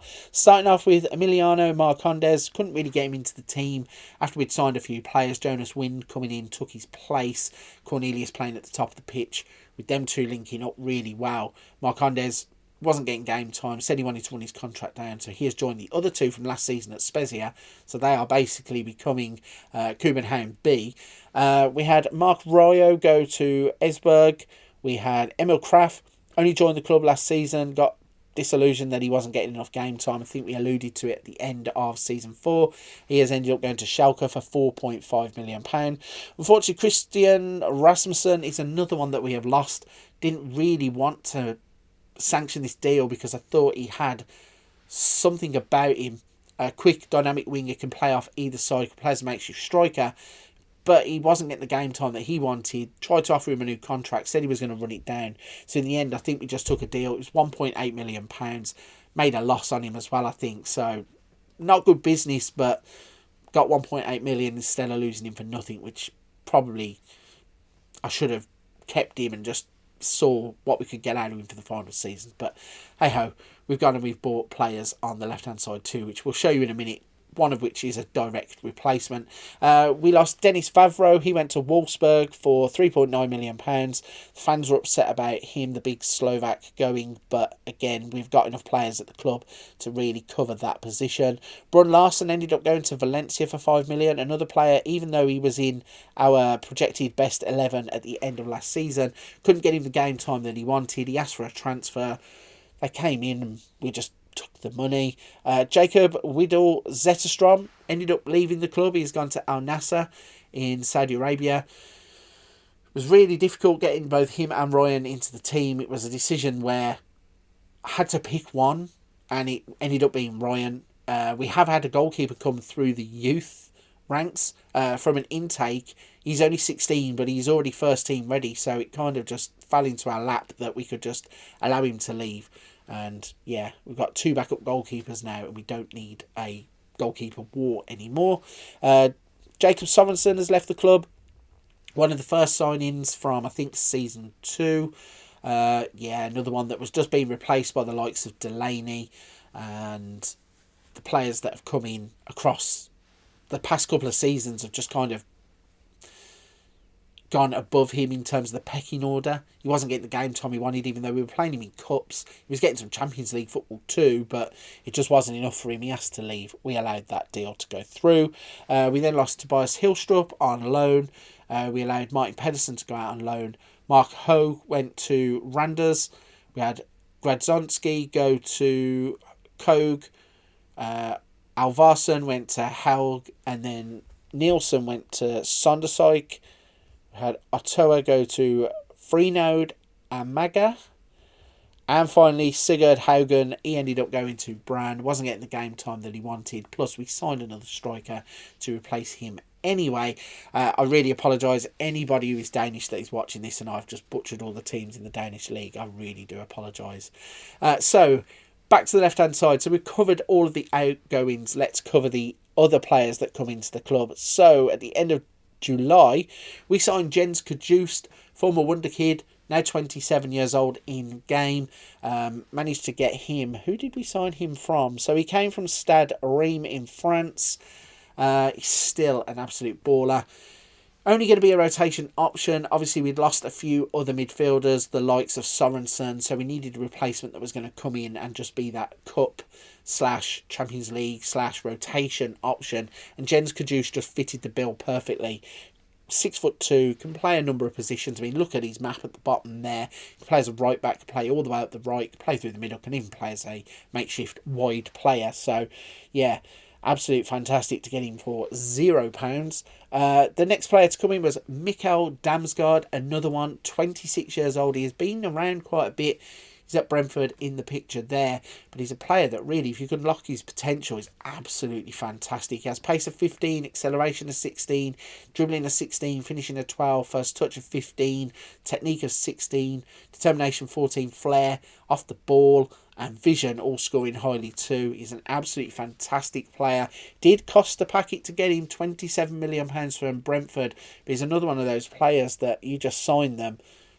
Danish international, 65 caps. The board and the fans were absolutely delighted when he walked through the door. And the last player to come in was Aun Hegbo. I think that's how you pronounce the name. Might be different, but Orne Hegbo. He's 25 years old. He's Norwegian.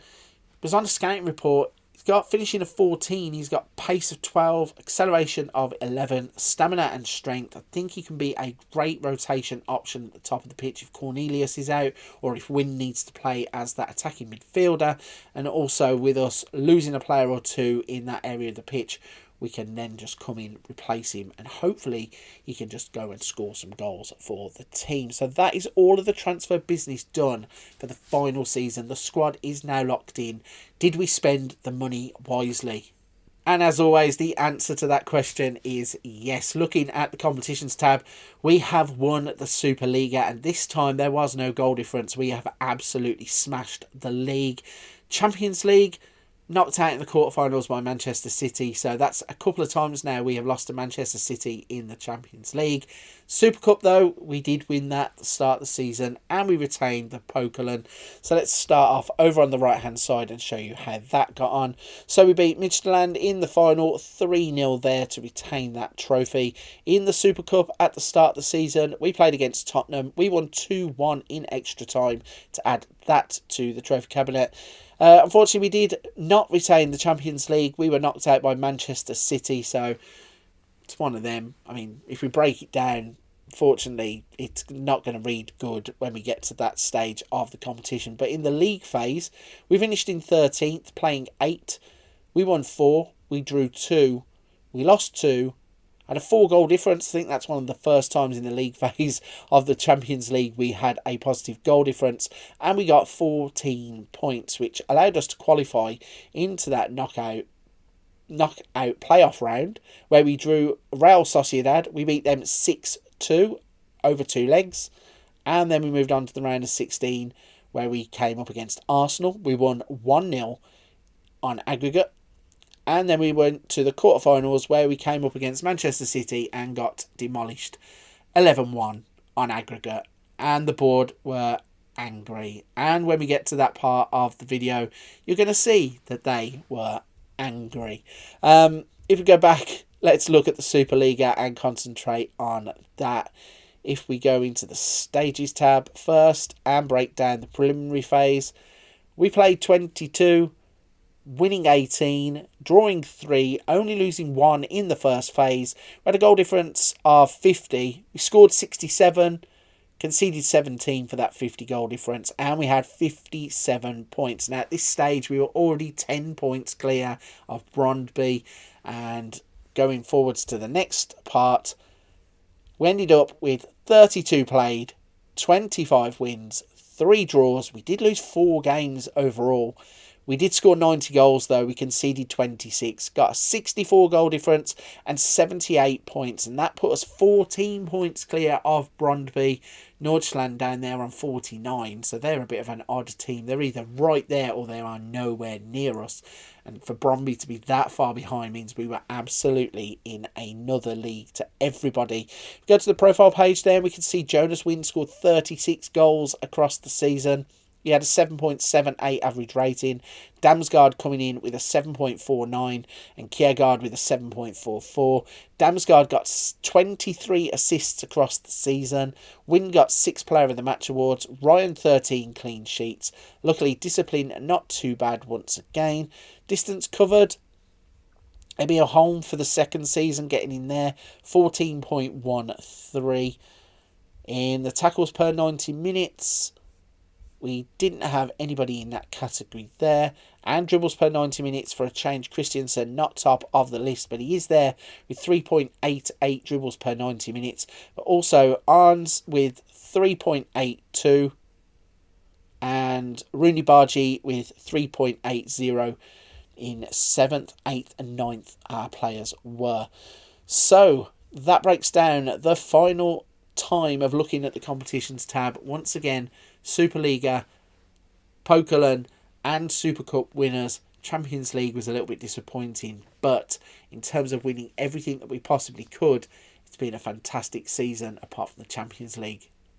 Let's quickly run over the finances and show you what would have happened if we were staying on past Season 5. So the board now have 89.7 million in the bank. The next manager will be getting 29.2 million to spend. The wage budget is 1.1 million pounds and we're still only spending 923,000. So they can go out and sign a few more stars, put them on bigger wages if they need be. In terms of the financial fair play, we have left them in a great position for the Champions League. And in terms of the bank balance overall, we have not once dipped into debt. Absolutely fantastic to just see the club grow and grow and grow. I mean, obviously at one point they had 113 million in, gave me a big outlay to go and get players like Damsgaard. But 89.7 million and 29.2 available in a transfer budget means that we have not only done really well in terms of rebuilding the club, but in terms of the financial state of the club, they are in an immaculate position going forwards. Let's have a final look at the club vision tab then. So our job security is still secure. Not too sure what I have to do to become untouchable or very secure, but at least it stayed consistently secure across the entire save. Looking at the board vision then, actionable objectives, work within the wage budget on course. Minimum 2-year contracts for first team players, not judging. Maximum 1-year contracts for players over the age of 33. It still says current season there, so you can see that we have passed most of those. But for the next season, it would be to win the Pokalen and continue to win the Superliga. So no mention of Champions League in terms of ambition there. In terms of the board, we got a B+. To summarise, the board are pleased with your overall leadership of the team. Some players under 23 for the first team, pleased. Do not sign players over the age of 30, delighted. Not too sure why they're delighted. We signed Delaney, who was over 35, I think he was. I think he's 35. And one of our other midfielders was also 31. So not too sure they know exactly what they're doing. In terms of their notable highlights, though, pleased with the comfortable 5-0 victory against OB. Pleased with the highly impressive 4-1 victory against Midtjylland. And then pleased with the convincing 3-0 Pokalen final over Midtjylland 2. Notable criticisms, and here they come. Extremely disappointed about the heavy 11-1 aggregate defeat to Man City and disappointed with losing the game to Brøndby in the Championship group. In terms of the supporters, we get a C+. So they're only pleased with the job that I was doing. A little bit strange, but hey-ho, each to their own. Supporter culture is to strive to make progress on and off the pitch. They want to maintain the club's status as the most reputable team in Denmark, finish above Brøndby, finish above Midtjylland, and win the Superliga. So we passed the bottom one at least. Notable highlights, delighted with Thomas Delaney's performances. I did say he would go down with the fans. Pleased with the 5-0 Superliga victory against OB. Pleased with the highly impressive Championship group dismantling of Midtjylland. Notable criticisms, here they come again. Extremely disappointed with the heavy 1-11 Champions League aggregate score against City. Very disappointed about a 1-0 defeat against Brøndby. And disappointed with Hegby's recent performances. So, tried to sign a replacement striker. He only got a few games. Unfortunately for him, the supporters weren't on his side. But overall, I wish there was a way that you could grade the last 5 seasons and then you could see overall how you've done. But I think it's been successful, and I think the board really are appreciative of the job that we've done. And the supporters can't help but love us, considering we won a Champions League for a Danish team. So for the final part of the video, we're going to go back into the squad planner. We're going to show you the 2 versions of the best 11, break down a few players across the squad, the players that we have brought in and show you how the Wonder Kids have developed, and then we'll just have a general roundup of how the save has gone on. So starting off here on the squad planner then, so our best 11 looks like Brian in goal, commentator's nightmare of Christiansen, Rasmussen and Samsted at the back. Arnes, really, I apologise for butchering your name. Delaney, Sauri on the left, Damsgaard and Grombeck, and Wind up top. Now, I'm not too sure why this looks like it does. There are some players that are missing. Obviously, Bargy on the right, Damsgaard can play on the left, Wind can play as an attacking midfielder, and you could have Cornelius in the team too. It's just personal preference, I am sure. Let's see what happens on the other version of the best 11. So, Stefan Madsen thinks Ryan, Christiansen, Rasmussen, Samsted, Orsnes, Aranes, Delaney, Sahari, Damsgaard, Grombeck and Wind. And then those players coming through. So Alvarsson's been out on loan. Rorsted, Steyer, Pedersen, Atoa, Kanstrup, Jensen, Hillstrup, Brondumbo, Bargy on the right and Markowski. So it's weird to see how the game flipped between Bargy being a youth player and a first team player. I think he has featured in one of the best 11s, and now obviously he's back behind Grombeck and our best bright prospect in that position. But I still would have put him ahead of Grombeck anyway, because I think he's grown into a fantastic footballer. If we go into the squad and just have a little look at that, show you some of the players and how they've developed. So we've got Ryan, Dithmer, and this is Morten Pedersen. This is the one that we got through in our youth intake, and he was ready to just jump straight into the first team and start to develop. You can see he is a 4.5-star potential ability player who is already valued at 55k to 1.5 million pounds, and he's an exciting young prospect. So I think that the club going forward to have a great youth player there. In terms of the players that are at the club though, if we go and look at some of those wonder kids that we managed to keep. So Victor Christiansen is the first one. He's currently wanted by Porto and he's asking for a new contract, which is why he's unhappy. But he's played 166 times, he's scored 2 goals, been absolutely fantastic as a player, and he develops quite nicely. Also, I think if he was to have gone maybe to a bigger club, he could have developed a bit more, but luckily we managed to keep hold of him, which was quite good for us. Thomas Delaney came in at the start of this episode, 25 games, 2 goals. He's played really good football in every competition that he has been in. If we go and look at Mansverk, for example, another one, central midfielder, developed really nicely, 25 years old now, played 63 times, scored 10 goals, and has had a successful spell during our reign. Moritz Kiergaard, he came in at the start of the season also, 32 games played, 14 goals in the league. He has 16 goals overall and 7 assists from 41 appearances, so absolutely fantastic there. Isaac Johansson is another one that we managed to cling on to and keep at the club. Now 24, developing nicely as a central midfielder. Can also play a few other positions, which is quite interesting. And another one that I was glad that we could keep for the duration of the save.